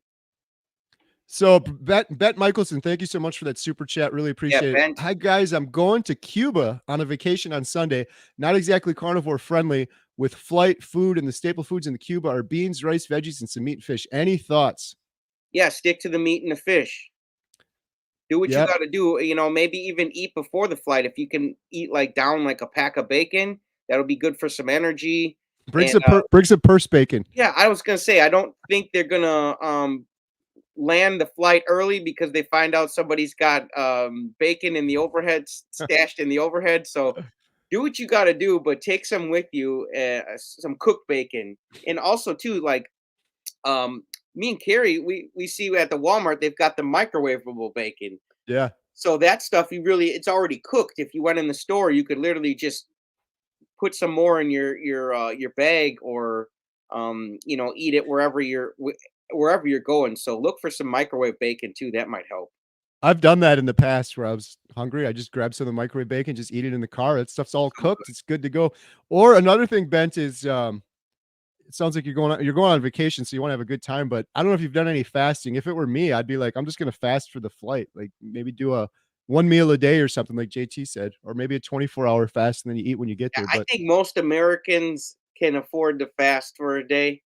Off of our body weights, we could have one day where we let our body use up some of the extra fuel we got hanging around. What I mean? And if you're doing carnivore, you're I don't know, 70% of the way there to a fast anyway. The hardest part is fasting is getting into ketosis. If you're already in ketosis, the fasting's a lot easier. Bring some beef jerky, someone said. That's a great tip because it's better than nothing. I know some jerky's got carbs and crap in it, but it's better than going full blown sugar, and carbs and stuff. So pemmican is another one. What is that? The carnivore bars. Adam and I brought carnivore bars. I don't know. I'm not affiliated with them. I think it's called Carnivore Bars. I think Dr. Chafee was talking about those before. Yeah, the Carnivore Bar. They're kind of expensive though. But they're totally, let me see here. The world's only high-fat grass-finished beef bar that replaces a meal while on the move. They're shelf-stable. You can buy these bars. I'm sending a bunch to Jeff DeProspers. I actually sent a bunch to Jeff, and then for some reason they rejected it and they're sending it back. So I'm waiting for it to come back, and then I'm going to resend it to Jeff. But those things are great. We had those when we went to film Maggie. We had some delivered to Maggie's ranch, and then we had them there, and they're shelf stable. You can put them in your pocket, and it's literally like beef tallow, and it's like straight up. Yeah. So And it'll the thing that's cool with it is it's shelf stable, but it'll fill you up quick. It'll fill you up real quick. You got this, Bent. Let's see here. Carnivore Boss question: have you set a deadline for when you have to stop getting footage for Healing Humanity? Yes and no. We have a whole timeline that we've just recently finished, and if I reverse engineer that, I can get you the date of like, this is when we're done filming. I don't know that off the top of my head. I'll have to take a look at the little timeline. But I guess the one thing I'll say with the documentary is it's not done. I get this comment like 20 times a day. Is it done yet? Is it done yet? A typical documentary could take years and years to make. Ours is even more tricky because we're following people like Bill not for the course of a year. Bill is only on 6 months or so. So we got 6 more months just to film Bill, let alone the new people that start now. So we appreciate the patience with the documentary. What I can tell you is we're doing the best job we possibly can. I think it's going to be amazing when you see the end result, but to do a good job, if a job's worth doing, it's worth doing well. It's going to take time, especially for us in that we're not a Netflix crew with all of this equipment. We're acquiring equipment. We're doing all of the fundraising ourselves. So it's going to be a little while yet, but I'll try to answer that later. I'll look on the timeline and see if I can kind of we got to film the proper magic, and magic happens when it happens, like Bill's on his journey and we can't make the 1 year magic happen until it's 1 year for Bill. So, we got to let the magic happen when it happens, and we got to be there to film it. And then when all that magic is filmed and put together, you can be like, wow, this is just, I'm telling you guys, you're going to show you're going to have like you're going to cook up your own steaks and have like a house party. Like everybody come on over and watch this. Yeah. I can't wait to share the footage too that we have. We have like 80 hours worth of footage. I'm condensing a Dr. Barry version down. We're filming Dr. Barry in just a couple days, and I'm showing him just to give him the latest update on Bill, Maggie, and Jeff, because Dr. Barry is going to be the big expert, one of the big experts, along with Dr. Chafee and Dr. Baker and all those other guys, Dr. Kiltz, Dr. Hampton. So yeah, I'm looking forward to sharing that with Dr. Barry. We might film his reaction too to see what he says, but then we're going to be interviewing him. But we have so much exciting stuff going on for the documentary. Filming Dr. Barry is obviously a huge milestone. We're going to KetoCon at the beginning of June, I think it is, and we're filming Dr. Chafee there. We're renting an Airbnb to film, and we're filming a whole bunch of people out in KetoCon. But once we get back from Dr. Barry, we're doing this torch that I know I've been talking about it forever. The missing piece to this torch, which is the 10-minute version of the documentary, is the Dr. Barry footage we're going to get in just a couple days. So I'm so excited with what we have and sharing that with everybody. So it's coming though. Andy Schnick question: how many times have you guys been sick since you started Carnivore? I'm recovering from a cold, but my last blood test last year showed vitamin D deficiency. I've been sick twice, and I've got 3 discs in my back. They're out of alignment. My back has hurt me twice since I've been on Carnivore, and I am on like day, let me just check here. I've got a day counter app. I'm on day 226. Now, before Carnivore, my back hurt every day, and I felt like I was sick to my stomach every day, all day. So out of 226 days to only feel like crap for maybe 4 of those days, with the 2 backs and the 2 kind of sicknesses, I think 222 days of feeling good out of 226. I'd rather have that than actually 226 days of feeling like crap. So not much. I have not felt like crap much on this diet. Yeah, for me, one day, and it was stomach issues. It wasn't like a cold. And that was it. And the crazy thing for me, I'm on day like 320 or something. I used to get sick all the time, going to urgent care, whatever. They give you antibiotics, all this wrong stuff I shouldn't be doing anyways. But over the last 300 days, the girls, Emma's Carnivore, my other girls have dipped their toes in and out, but every one of them have been sick. There was one time where all of them were off of school, and Jen was sick. And I'm like, oh, this is it. But at least I'm doing Carnivore, so I'll be fine. I didn't get a sniffle. I didn't get anything. I just wanted to mention too, Andy, on the vitamin D deficiency, that is a huge problem for so many people. The best thing you can do, which is so hard, I'm struggling with it now, is get sunlight, lots of sunlight. It's hard in Wisconsin winter. There's no sun out now to even get. My buddy Jeff D, he's all up to speed on the deficiencies and supplements and things like that. And He he's lives got a on the whole beach too, man. He's getting plenty of sun. yeah, but the vitamin D, that's something to look into because Jeff was telling me the recommendations they make for the daily allowance for vitamin D is ridiculously low. And there's certain things like if you take vitamin D at certain times of the day, it's not even going to absorb in your body. I think if you take it after a fatty meal, that's better. Or if you take it with what is it? I'm going to mess this up. People in the chat can probably comment. What is it? K12 or K2? I get all these mixed up. He takes some other supplement, some other K supplement with it, and it's supposed to help absorb the vitamin D more. But keep an eye on your vitamin D because that leads to all sorts of issues for people. The best thing is sunshine, sunshine, sunshine. If otherwise, you might have to supplement some more. Make sure it's absorbing well. Oh, look at this. Awesome. M385, $50 super chat. Thank you so much. A contribution to go to the Cooking a Stranger a Steak. We got to do another one now, JT. Hey, Cooking that's a Stranger a Steak. we got a lot of hateful comments on the last one, man. We got a lot of good ones, but there was a lot of haters, man. They don't really like me and Kerry doing this series for some reason, man. I don't get it.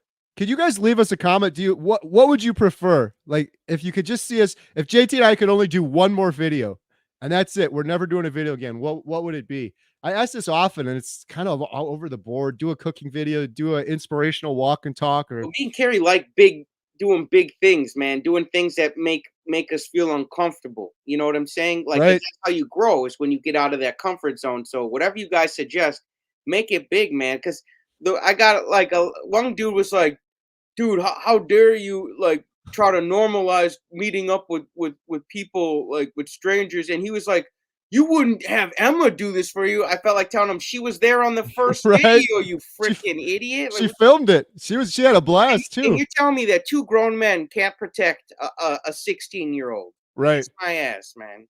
Yeah, it's crazy. You know, I almost wondered, JT, we went so far outside of the comfort zone, but it was awesome. It was incredible. It was totally worth it. That's where all the great things in lives are in life is when you do something outside of your comfort zone. There's that whole YouTube channel. I don't know if you watch it, JT, Seek Discomfort. Those guys are big into it. It's really cool. But some of the best things that happened in my life are that I almost wonder if it's too much for some people, particularly those people leaving those comments. It's too far out of their comfort zone. It's like, I always say when I get a comment like that, I'm like, where's your let me go check your latest YouTube video. You show me how to do it and what'll be fun, because we're having fun out there. If you don't like it, go watch something else. I get it. But for me, it's like there's 1,000 carnivores talking about eating meat and answering questions and doing this, and we're doing something different. It's so much more fun. So for me, I would want to watch that. I would want to watch it. So it's like that's why we're doing it. We would want to watch it. Yeah, some people, one person even said, well, I can't imagine how much you've tortured someone with anorexia when you knock on their door and offer to cook them a steak. I'm like, well, if they've got anorexia, I'm not torturing them. Like, they're just going to shut the door on us and go back to not eating food. What do I got to do with that? Yeah, whoever left those comments, there was 2 or 3 like that. What are you thinking? Like, were we going to the door with a gun? Like, we're going to cook you steak tonight or you're going to die. We were so nice. And we were like, we had a bunch of people that like, oh, that's really nice, but we're not interested. Did we get mad at them? No, we're just like, okay, great. Well, you have a lovely day. And we walked out and we had a smile. They had a smile. Not one of those people that turned us down told us, hey, piss off, get off my porch. I'm going to call the cops if I see you guys in the neighborhood again. They all smiled and just said, no, thanks. They probably like, okay, you guys are crazier than I like, so no thanks. But otherwise, it's fun, man. And I enjoy it. But otherwise, you guys got different ideas for me and Kerry. We'd love to be open to it, Yeah, for sure. Sandra, One Hope for All. I had those carnivore bars. They taste way too expensive. They are very expensive. That's the tricky thing. I would never get them just for like a snack, but for the purpose of traveling, I think it's a good case use. But yeah, they are expensive. Take her advice, man. If she don't like them, I won't like them either. So yep. I'm all good. Let's see. What other chats do we got here? Carnivore Scott needs to smash the like with 158 plus watch. We got 187 now. Thank you so much. Let's get up to 200, man. Hit the share button. Get some people in here. We haven't even let someone on to share their story yet. I want to. Oh yeah. We got to get someone who wants to share their story. I did see there was a carnivore hater in here for a minute. I was going to see if he wanted to come on here and explain why he didn't like carnivore. But otherwise, too, if someone does enjoy carnivore that no one's heard of from, you know what I'm saying? Bacon, bacon, bacon. I think that was Wang that was in here. I'm not sure if it looks like he took off. Oh, was he in here that our first video? Someone came in our first video. It Are you was getting. still here, Wang? Do you want to tell us why you don't like carnivore, bro? You want to come on? Oh, here's a question while we're waiting for Wang. Now's Anyone not wants the to jump time to on be with us? Let's go. T. Nicole, has anyone else had back pain that's healed now since changing to carnivore diet? JT, Kerry, we got two Absolutely. right here. Two so far. Absolutely. I've actually got discs that are not in alignment. And I told Kerry in the car ride the other day when we were filming these videos, I even said to him, I said, I have no idea how this diet makes my back not hurt. I said, I don't care to find out either. All I know is that I feel good. And to me, that's all that matters. So bring on the ribeyes. Bring them out. That should be encouragement for anyone considering carnivore. I hear that. I get so many comments from people, and that's the big one.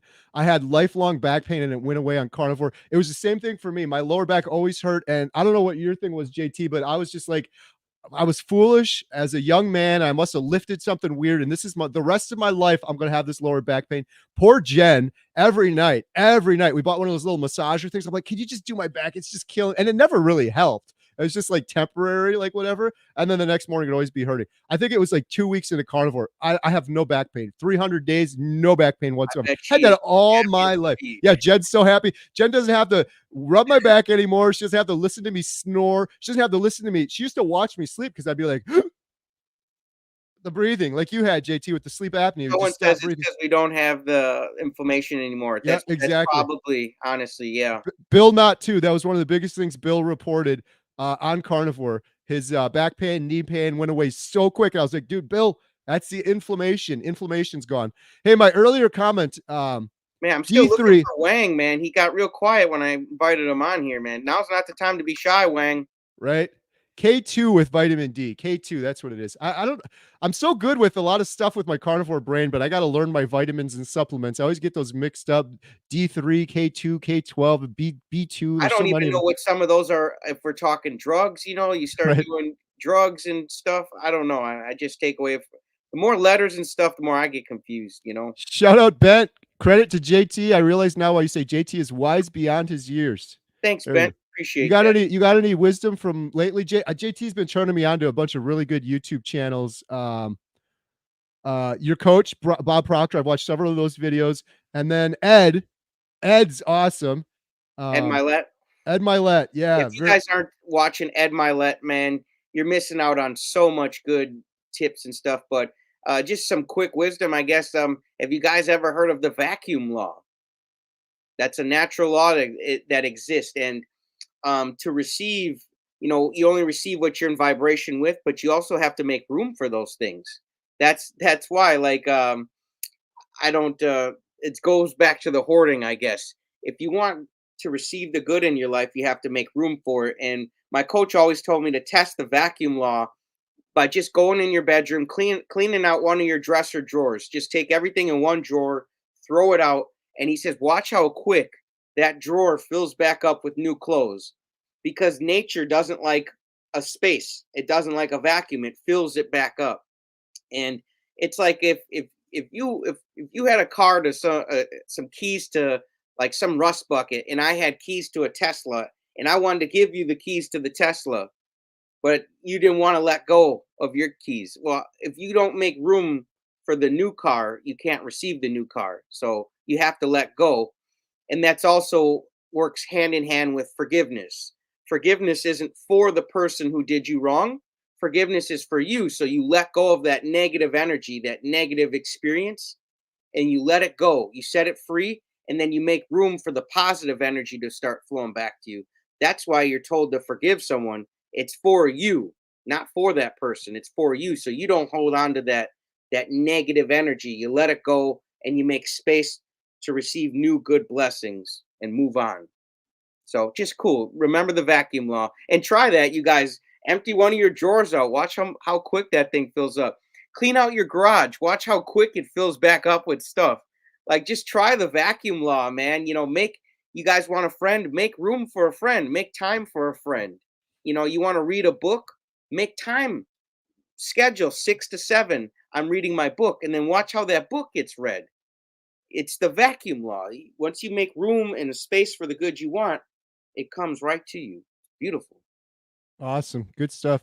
Hey, Andy Schick said, did you know the hamburger was invented in Seymour, Wisconsin? And the only reason why it had a bun was because the guy who invented it needed to hand out finger food at fairs. I did not know that. Hey, there Shout out you go. Wisconsin. JT knows a thing or two about hamburgers in Wisconsin. What's that one you were talking about last time? Ollie's. It is the most buttery burger That's our on next planet video. Earth.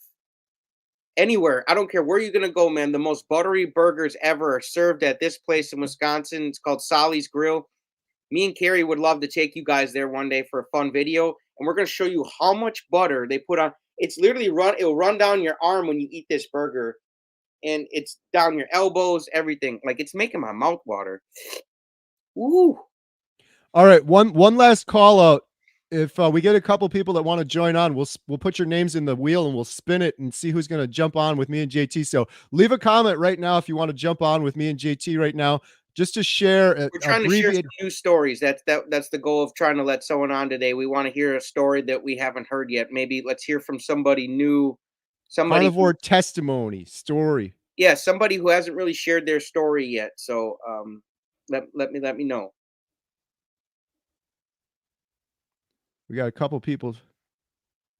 Bobby Bands, I plan to document my journey and we'll keep posted in the comments. That's awesome. You gonna do a YouTube channel? Bobby Bands, man, I like that name.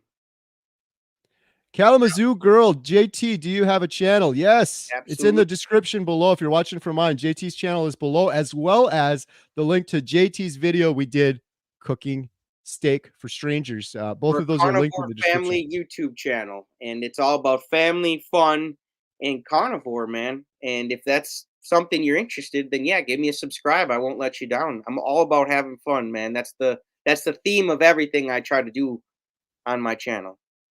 Carnivore Boss asking, currently reading The Power of Positive Thinking by Norman Vincent Peale. Do you know that one, JT? No, not yet. It's on my list. I have a book list, like over 100 books that my coach has suggested, and that is one of them. But I have not gotten to it yet. I've got like 5 books I'm in the middle. I've actually, glad we're talking about books. This is the one I was reading right before the stream started. Hey, there we go. Who Ever Lived, King Solomon. My buddy Kerry right here. He got me this right here. And if you guys, I'm telling you, this is a book that helps break down the book of Proverbs in the Bible. You know, I get a lot of crap. They're like, you listen to natural law, like you don't believe in Jesus. I'm like, how do you telling me what I believe in, man? This whole book, man, and the natural laws, man. Jesus practiced natural law. Like, where do you think we got it from? God, these are God's laws. So, it's great to just learn and be in more harmony with God and the way He set this thing up to run. It's amazing. Yeah, and books help us do that. I love that book too, JT, because if you ever just you can go to sit down, you got a live stream or something. Hey, in there's 10 minutes. Hey, pop it open. Wang, let Wang on, man. You want to explain why carnivore sucks, bro? You can come on here. Wang, you have an open invite. Will you join us? Yeah, put the link in the the chat. Let Wang come on. This would make for an interesting video. But you have to explain why carnivore sucks. You can't just say it sucks and that's it. Like, explain to us why it sucks, bro. I'm sure you gotta had a lot of reasons, and I'd love to hear them. Yeah, there's the link in there, Wang. Appreciate you. Click on it. Yeah, JT, that book is awesome too. While we're waiting for Wang, just if like some books you got to read front to back. That book you could just open it up and you can get inspired, to get some wisdom, get anything. Some books you want to highlight, right? Like, hey, could you pop it open to a random page and just give us a little something while we're waiting? Absolutely, yeah. Right here. Those who work diligently in their field of expertise will achieve enough material success to satisfy their needs. In Proverbs 28:19, Solomon writes, "He that tills his land shall be satisfied with bread, but he that follows vain persons in void of understanding." Here is also, he warns that if you stray from your field of endeavors to follow vain people or their advice, you will lose the path of understanding. Translation: don't be fooled by people who look successful on the surface and offer get-rich-quick schemes that sound too good to be true. They are, when you encounter such people, run away. Nice. You just pulled that random out of there. Yeah, and like I was just showing you guys the highlighted. Some books you want to like highlight the best parts. This book, you almost want to highlight the only part on the page you don't want to highlight. Does that make sense? Otherwise, you'd be highlighting this entire book. It's amazing. I'm still waiting for Wang. I haven't seen anybody jump on. Did you answer this one? I think you might have. You're amazing. Would you ever list the books you suggest us to read? The 100. I would love to know them and get them some of them for the sure. Absolutely, I can make a video on all the books that my coach has suggested, and I don't know if you guys know my coach Bob Proctor. He did a forum, an event called the $1,000,000 Forum, and there was a guy in the crowd there with his wife, and they came up with the chicken noodle soup uh, for the soul books. I don't know if you guys ever heard that chicken noodle soup for the soul. Anybody Yeah. hear about Oh those? yeah. Yeah. Yeah, Very, very popular. that was a my coach coached that guy, and that was one of the ideas he had, being at my coach's event to try to make $1,000,000, and he made way more than $1,000,000. People know that book series, Chicken Noodle Soup for the Soul, is actually one of the most successful series out there, and it's helped a lot of people. So, I, what kind of coach? It's a personal development coach. That's what and that eventually one day when I hit 100,000 subscribers, I'm probably going to get into personal development coaching people to help them get their results like Bob helped me get mine.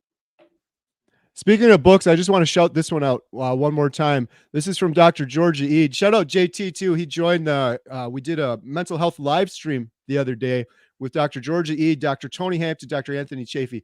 This book is incredible. It's life changing. It's kind of what I'm trying to do with the Healing Humanity documentary. It's just a different medium. It's in a book, and I'm so passionate about this book. I'm there's no affiliate link. I don't get any money for any of this. The only reason I'm encouraging it is because most of my adult life, when I had depression, anxiety, I would have given anything to have the answers that are in this book. I really think this book is going to help a lot of people. So she just, Oh, someone's mad you're plugging the book, Gary. I call bullshit. What do you oh, call bullshit on, Jose? Jose. Come on, Jose. You got to be more discreet. What do you call him bullshit? Yeah, what are you calling it on? I have no link to this book either. So if you guys want it, just go to Amazon and type it in. I don't get anything for promoting this book whatsoever. It's going to change the life. There's so many Jose, there's so many hopeless people in the world right now with depression and anxiety. 40% of college students have reported mental health issues. That's just the reported number. It's literally billions of people right now. And the fact that it's just normalized, like everyone's just walking around anxious and that's normal. That's insane. I have no anxiety on Carnivore. That's how it should be. A proper human shouldn't be walking around in a constant state of anxiety. And then when you get into some of these more severe mental health issues like schizophrenia, that's one of the scariest diseases ever. People that legitimately think people are out there trying to harm them. They're seeing and hearing things that aren't there. Right. It's one of the scariest things in the world. And the proper human diet has helped so many people with that. So, Hey, one hope for all. Please don't be disrespectful to my coach. You know nothing about my coach, okay? I've been trying to be patient with you, but don't see. And I get annoyed when you get Christians that try to judge other Christians. What one hope for all? Show me where in the Bible does it say that you get to judge people? I'll wait. I'll wait for you because you just kind of piss me off. we got Jose trolling.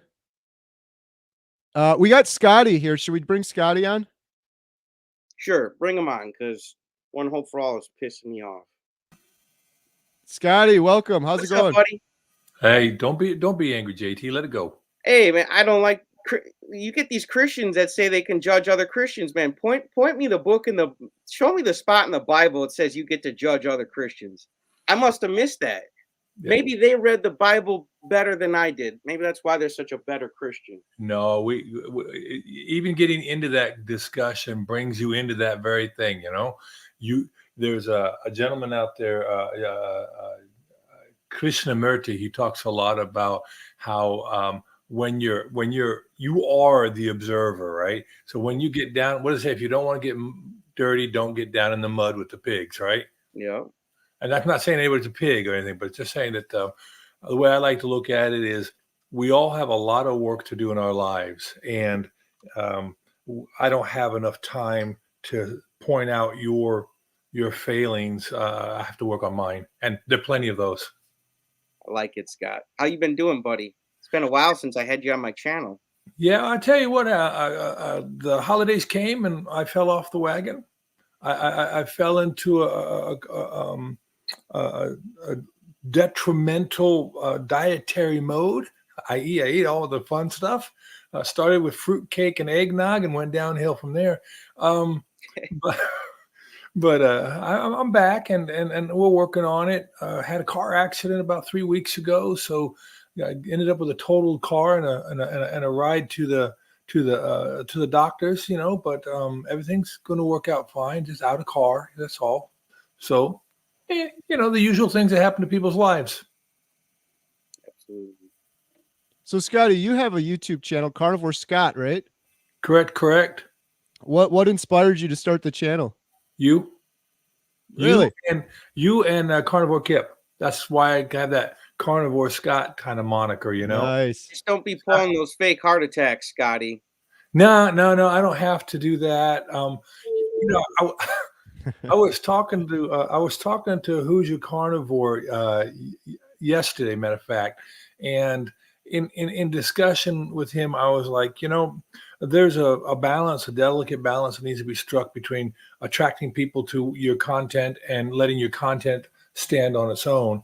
And if you're going to be a YouTube creator with the goal of monetizing and making significant money, then there's things you have to do. I mean, if you want to be good at anything, right? What isn't there something that you have to spend 10,000 hours at that task, or some number, like 5 years at that task, and you'll become good at it. So if you're going to put in the real work, YouTube making money is real work. And if that's what you're desiring or you're led to over an evolutionary period, then you're going to realize you have to put in work. If that's not what you're going to do, and I've been a big proponent of this, if you're not going to do the work, then don't go in that kitchen, so to speak, Right. Absolutely. Yeah, go check out Carnivore Scott. And dude, look at that shot, man. Look at that mug shot, dude. It looks awesome, dude. That's like that. You look so stoic, man. And like, man, you're gonna be like the next villain in the Batman movie. Well, that was one of my headshots for when I was doing more acting, and we just wrapped up a mini series, and that had a lot to do with it. I mean, when you're almost 6.5 foot tall, 300 pounds, you tend to not get the leading love roles. You know what I mean? Yeah, and honestly, man, just to point something out, like you got a short down here, but it's looking like you're getting more color in your beard. Now I'm on live footage here. Oh yeah, I think that's one of the potential effects of a proper human diet. What I noticed that hair grows quicker now. Some places, like on top of my head, where I have my nice little halo, and my hair is not really growing back a whole bunch, but I'm not looking for it to, Yeah. That's not my life goal to have a full head of hair. But the So, color Scott, looks like it's coming back. Scott, can you, for those that haven't heard your story yet, could you tell us like how you found Carnivore? Sure, if you want. Pretty simple. I'm on a journey in life here to find the end of the internet, and in that journey, I stumbled across a lot of different topics. And one of them was your videos that you did, particularly early on, and a lot of Ken Berry's, and like everybody, he kind of like the Godfather, between himself and a few others. But even before that, going into a ketogenic type of diet, I was very interested in it, and I tried. I've always been a big guy and a heavy guy, and I just can't find the right combination of things that I'm willing to do, that I'm able to do, and that I can sustain. I think those are like a triad. If you could put a triad to this, the three legs of a stool is, what are you willing to do, and what can you do? And like, I'm not going to go out there and walk a 5K every day. I know Who's Your Carnivore started that, walks a 5K every day. I'm not going to do a lot of those physical challenges. I have a lot of after effects from my military service that kind of limit me. But so what can you do? What are you willing to do? Those are really important things. And so I find that when you listen to a lot of the bodybuilders and the people who've done fitness for a living, and they're professionals at it, so maybe their advice is has weight. They say that over 90% of the battle is in the kitchen, not in the gym. It's our bodies are very complex and they're wonderfully made, but they're fairly simplistic too. And we'll use that term GIGO, garbage in, garbage out, for IT, but what about our bodies, right? Food, fuel goes in, it does certain things. The body's very adaptive. I just was listening to Dr. Chafee yesterday in a video he put out about the gut biome and how you biome, and those things, they die off in about 20 minutes. So one meal in the morning could diversify your gut from what you had for dinner versus what you'll have for dinner today.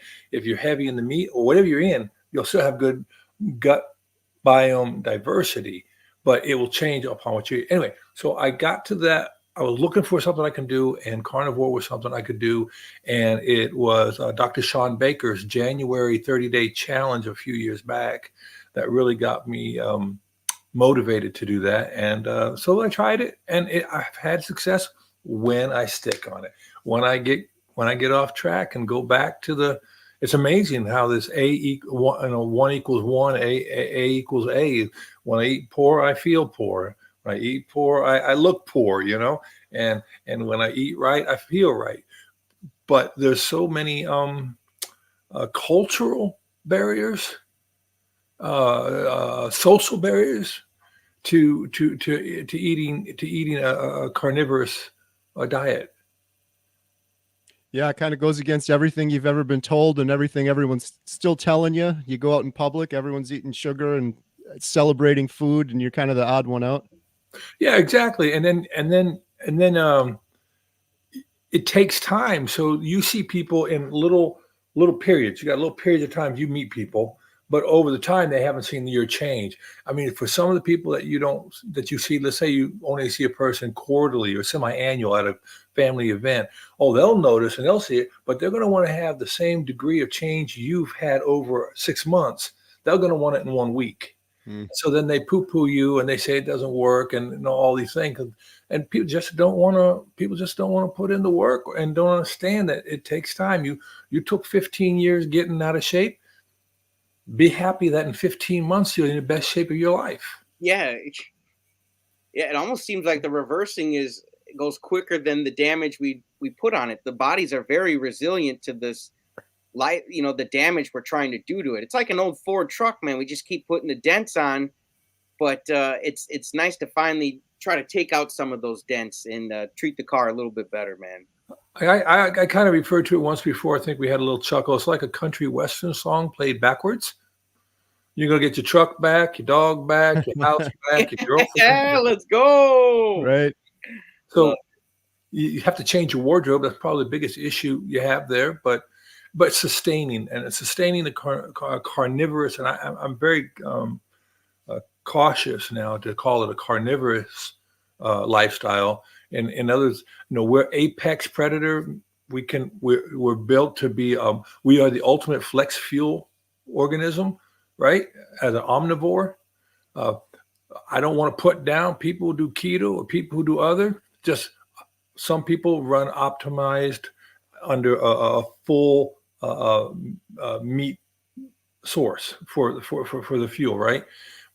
It just means about which one's more efficient, more effective.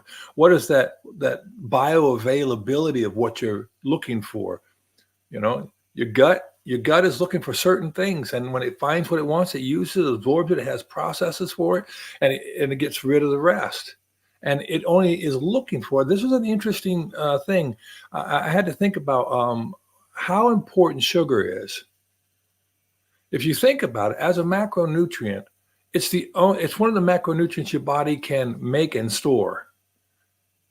So it must be pretty important. So let's not demonize everything about the idea of what a carbohydrate is in our needs, right? And that's what I like about this community, because as we go further into this as a group, we're able to do that iron sharpening iron. You get to hear things from doctors. And I think it was the carb addiction doctor, Dr. Cyrus. I love his presentation because he's pretty much in your face, you know what I mean? and he was talking about let's look at this idea about carbohydrates. Now, do we need a banana split? No, right? But your body it's so important. Your body can make it. So maybe we ought not have a lot of demagoguery on this whole idea, right? But let's keep it in its place. Yeah. Sorry, I'm just reading through the chats here. We got some questions. By all means, please do. So, Scotty, how are things going for you now? You said you stopped for a while. Are you doing carnivore again, or what are your plans? Yeah, I'm doing carnivore heavy, so to speak. Like, I'll be honest, like I just had a like a half a cup of full fat cottage cheese. Dairy doesn't bother me. I'm okay with dairy. And as I'm walking myself into something, I'm not jumping off the cliff going the whole way. I'm walking into it, right? But I know that the cottage cheese has a little higher on the protein to fat ratio. So I took a tablespoon and a half, maybe 2 tablespoons, of butter, melted it, and stirred that into my cottage cheese. Man, that was good. I'm a butter addict. Yeah, me too. So how's it going? Well, I was able to get back into ketosis in about 36 hours. Getting fat adapted really quickly. I'm eating the protein. Found a new cut of meat at my local grocers, which was it was a beef rib meat, and it looked like Wagyu steak. Like, I think if they would call it maybe beef short rib, no bone. And I got about 1.5 pounds of it, and it looked like Wagyu, and it tasted so good. It cooked up so well. I was very happy with it, and it was about $4.50 a pound, so that wasn't too bad. The other thing is, Kerry, we talked about this when you had started talking about the lady rancher up in Canada. Maggie, yeah. Maggie, and you had a couple others, and I talked to you about how can we influence the availability of our primary food source to ourselves at a price worthy point, right? So I actually went to a producer and I said, let's make a deal.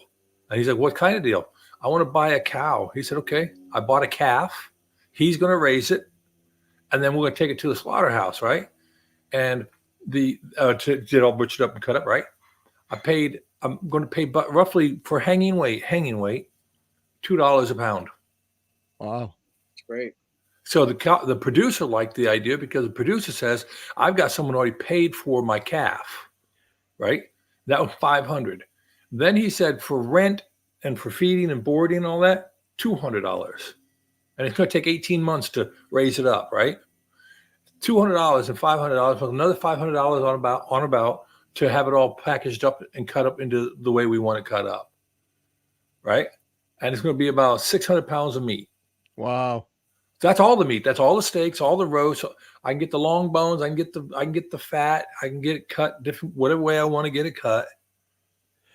That seems like such a good model. Is that common? Because I interviewed my neighbor where I get my stuff from, and I presented that to him. We did a video, and I was like, there's so many people watching this that, because his problem was the whole logistics of it. It takes 18 months to raise the cattle. He's like, by that time, the money's tight and all this stuff. I'm like, well, what if people gave you the money in advance and then you raise it? And then he was too like, well, that sounds like a good idea actually, but what if something happens or this or that? But he was really thinking about it more. But is that just kind of a rare thing that you found someone that would do it that way? I think it's new. It's kind of like leasing a vehicle or something like that. And so I went to a local producer. He goes to my church. I know him. He has like 18 cows. He's bringing up, right now, calves. He asked me, hey, you can pick it out and you can name it and you can come visit it. I said, no, I don't want to visit my food. But the interesting part, and JT, remind me of that because I want to tell you something that I think you'll find interesting. The idea is, I believe it relationship dependent, and our society is so deficient on relationships. So as I talked to him, I said, I understand there could be changes. Like, what if grain now these are grass-fed, by the way, grass-fed, grass-finished, okay? He said, there's a little grain involved always, but, grass-fed, grass-finished. you need to have a relationship with a person, and you need to build that. So if you go to your local producer, you can find it through your 4-H club. You can find it through your local agricultural community. Every community, pretty much other than inner city, has one, even some inner cities. But it's going out making an idea and telling and letting that person understand, I'm giving you the cash now. You are free and clear of this animal. And $500 for a calf, that ain't cheap, but it ain't inexpensive. And I got 2 other people who want to buy half of the cow. I'll keep half and they'll pay. And by the way, after they pay their part, I won't pay any of the finishing costs, cutting the steaks. So kind of good for me. But the whole idea, I think, is having a relationship with your producer. Yeah. 100%. That was the big takeaway I had when I interviewed my neighbor too. He's like, people can come here, they can tour the building, they can see who I am. And that's the biggest thing I learned from Maggie. She's like, and what I learned from filming my neighbor, because that guy, my neighbor here, he works so hard, so many hours, and he works a full-time job, 12 hours a day in between at a factory. And he's making pennies. He's making pennies. And I'm like, who's going to do this when he's done? He's like, I'm hoping my children might want to do it, but he's like, I honestly don't think, I'm not going to force them to. I don't know if they're going to want to, because they never see their dad. Their dad's working 12 hours a day and then trying to run this farm for pennies. But he's so passionate about it. His family, he's 6th generation farmer. That's, I got to talk to him about that again. Cause I bet you there's a ton of people right here, even in this chat, that would be like, I would do that. Let's go support a local farmer. It's a win-win. I think the challenge there is they don't want to get into shipping costs and all that. So, you'd have to be a person, hey, I can make the drive, and I have a box that can do it. And understanding that in the beef industry, because of abuses that were happened years ago, they're not allowed to own the entire silo of beef production. You can't be a beef grower, a feedlot, a butcher, and a retailer. You can't be all those things. You have to have different entities, because they had so much control in a monopolistic situation. Federal law banned that, right? But you can go to a small producer, and then he'll send it to someone who will do the butchering, right? Who's a third party. You got to have that by law. But understanding these things could bring all of us one higher quality meat, could reinforce the community of farming. And you talk about who am I going to pass it off? When I was stationed in Germany, I remember seeing a show. It helped to be able to speak some German. But bottom line, they couldn't find anybody the family didn't want to be a farmer. So the parents, the people, they put out an ad in the paper and say, who would like a farm for free? And the stipulation was they had to come work on the farm. And when Oma, Opa, Grandma, Grandpa, when they got old, they were going to live there and they're going to take care of them. And they got a family from Poland who was more than happy and went over there and took over the farm and took care of the family. And when they died, they got the whole farm, lock, stock, and barrel. Wow. And farms there are ridiculously expensive when you think that all that land's been owned since Christ was corporal, right? It's not like buying land out in New Mexico. Right. So, but anyway, so those are part of the things. But I wanted to bring up, if you don't mind me speaking a little more. No, go ahead. Yeah, sure. Okay, so JT, if you get into your Bible and you start reading into it, you're going to find out there are scriptures that say that you're not. I'm not sure if it's in Leviticus, but you're not to boil a baby goat in its mother's milk. Now, why would that be? I don't know. Well, think about this. If you start thinking about quantum mechanics and things of that nature, right? And you think about quantum entanglements, right? Where, I don't know if you've ever done it, but particles, then they meet and they collide, they become tied together, even though they're many light years away. If you were to turn one way, spin it, the other one automatically spins with it, because they're significantly linked up. All right. This is in a quantum mechanic, very small structure area. Think about this. How cold-blooded would it be to the animal that was raised by the mother to be boiled in its own milk? Yeah. So that was an old thing from 3,000 years plus back. So not cool, because there are some kind of maybe linkages that people don't understand at the micro level, that was like, hey, we're not going to do this. I just thought that'd be something you would find interesting in your eclectic studies, that you would add that to it in what you're doing. And the other thing was, Kerry, you were talking about eggs, right? And chickens. we're going to go into a deal with some friends of ours who are going to start up. They have done, and they're going to continue to do a chicken operation for raising eggs. I'm not going to buy and have chickens at my house because I leave too often. If you have chickens, you need to stay there, right? Yeah. You have livestock, you don't have a life. You're right there. Yep. Yeah. They do have farmers that make deals, and they say, you'll watch my farm while I take off for 3 days, and then I'll watch your farm, that type of thing. But so what I'm going to do, I'm going to buy chickens and I'm going to buy some feed, and every once in a while I'll do some work in the coop, and then I'll get all my chickens to be all properly raised and nourished and loved on chickens. And that's another model that not barter, but it's a way that you can supplement your food sources and get into the farming thing, a co-op, if you would. Yeah. It's creative kind of workarounds to get in there. I love what you're saying too about the beef earlier.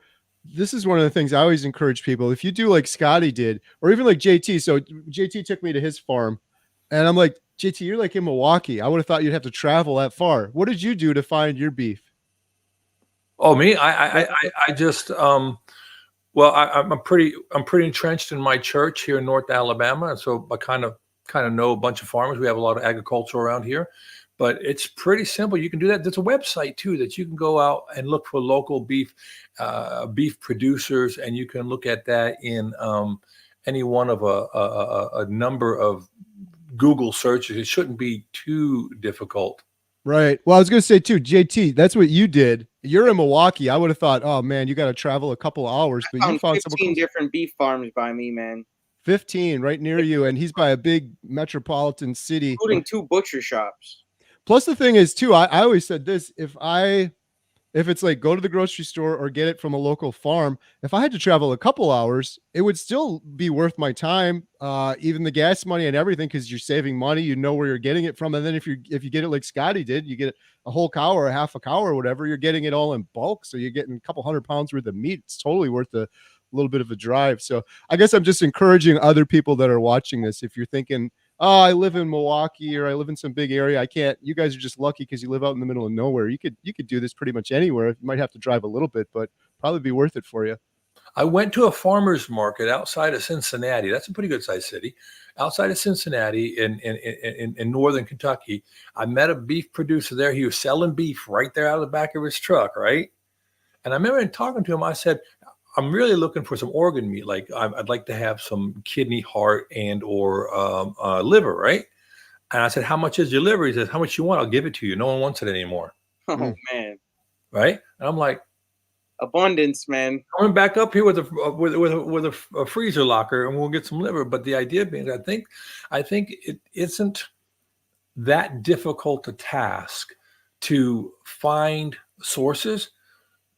The issue is it is a task. We are so blessed in our country to have everything at our fingertips that if I have to go more than 2 miles, it's pretty much a no-go. If I can't find it in 2 to 5 miles, it's beyond my ability to overcome that hurdle. And I think we need to get out of that mindset.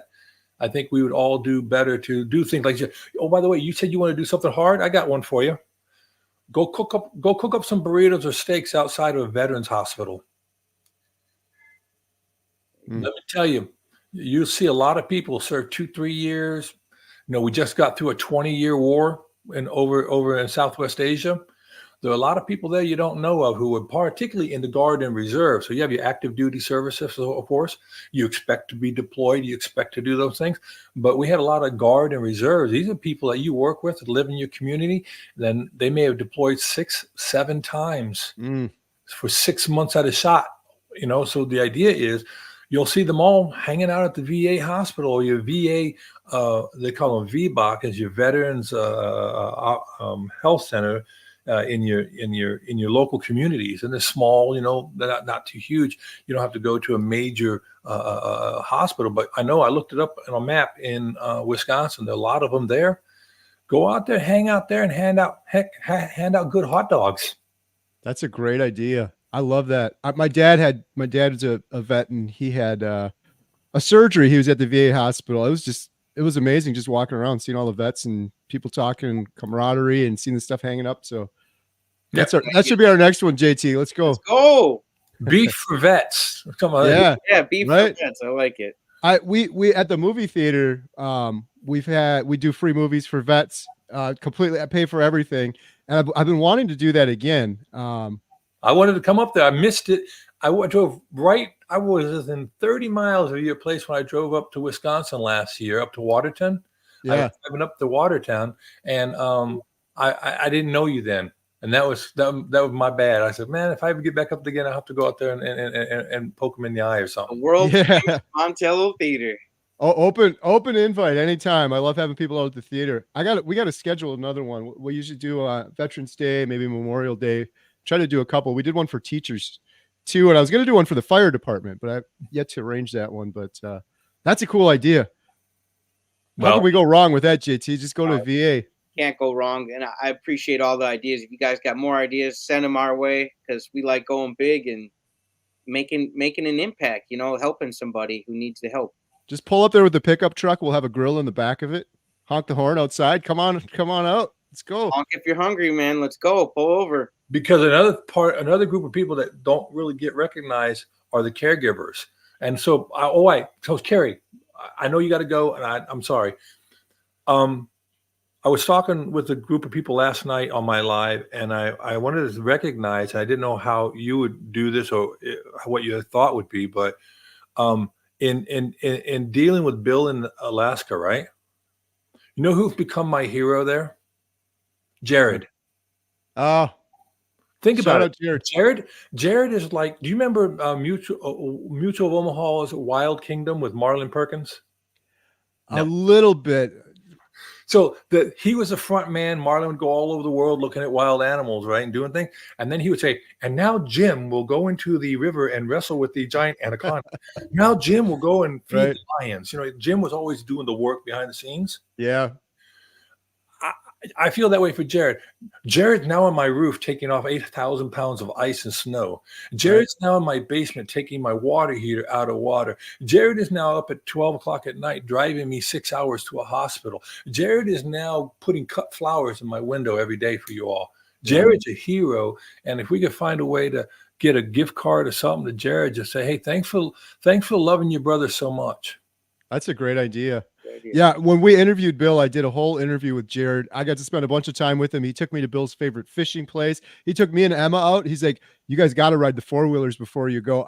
We had never, we felt like family for sure because of Jared and his mom, but also shout out to Bill's other brothers too. He's got several other brothers too that are helping. Like they just brought his new bed frame in and set up his bed for him and stuff too. So that's a great idea, though. You're absolutely right. Just outside of all of that stuff he's doing, because he's awesome. Jared's he's awesome. He's a really cool guy. I think caregivers in general deserve more applause than they get. They tend to be under the radar because they're helping the person who's the focus, right? Right. So call them doctors and nurses, and those are the professional, but the non-professional, the family members, the friends and neighbors who care enough to take time out of their day to go check on someone else and make their lives better. That's a true heart for service. Yeah. That's a wonderful idea. I love that. I was just chatting with Bill a couple minutes before this. I want to mention that to him too. Caregivers are cool. Yeah. Awesome, Scotty. Thank you so much. Really great conversation. Good ideas. I love all of it. Support your local farmer and support your local caregiver, Jared, too. Shout out. Let's go. Visit your channel, man. Carnivore Scott. Yeah. Let's go. Check out Carnivore Scott at Carnivore Scott on YouTube. Awesome. Well, maybe we'll end it there. This has been a good one. Yeah, it was a good one. And I was working on a video all week. It's the ultimate carnivore diet food list. It'll be out as soon as this podcast ends here. So go over my channel and check that out. I appreciate you guys. Link in the description below, JT's channel. Go check it out. Yeah, and if you're on my channel, go check out these two guys' channel. I appreciate you guys. I had fun, and let's work on being less judgmental, folks, okay? Awesome. Thank you, everyone. Thank you, Scotty. Thank you, JT. Talk to you guys later. Thank you, everyone in the chat. Have a good day.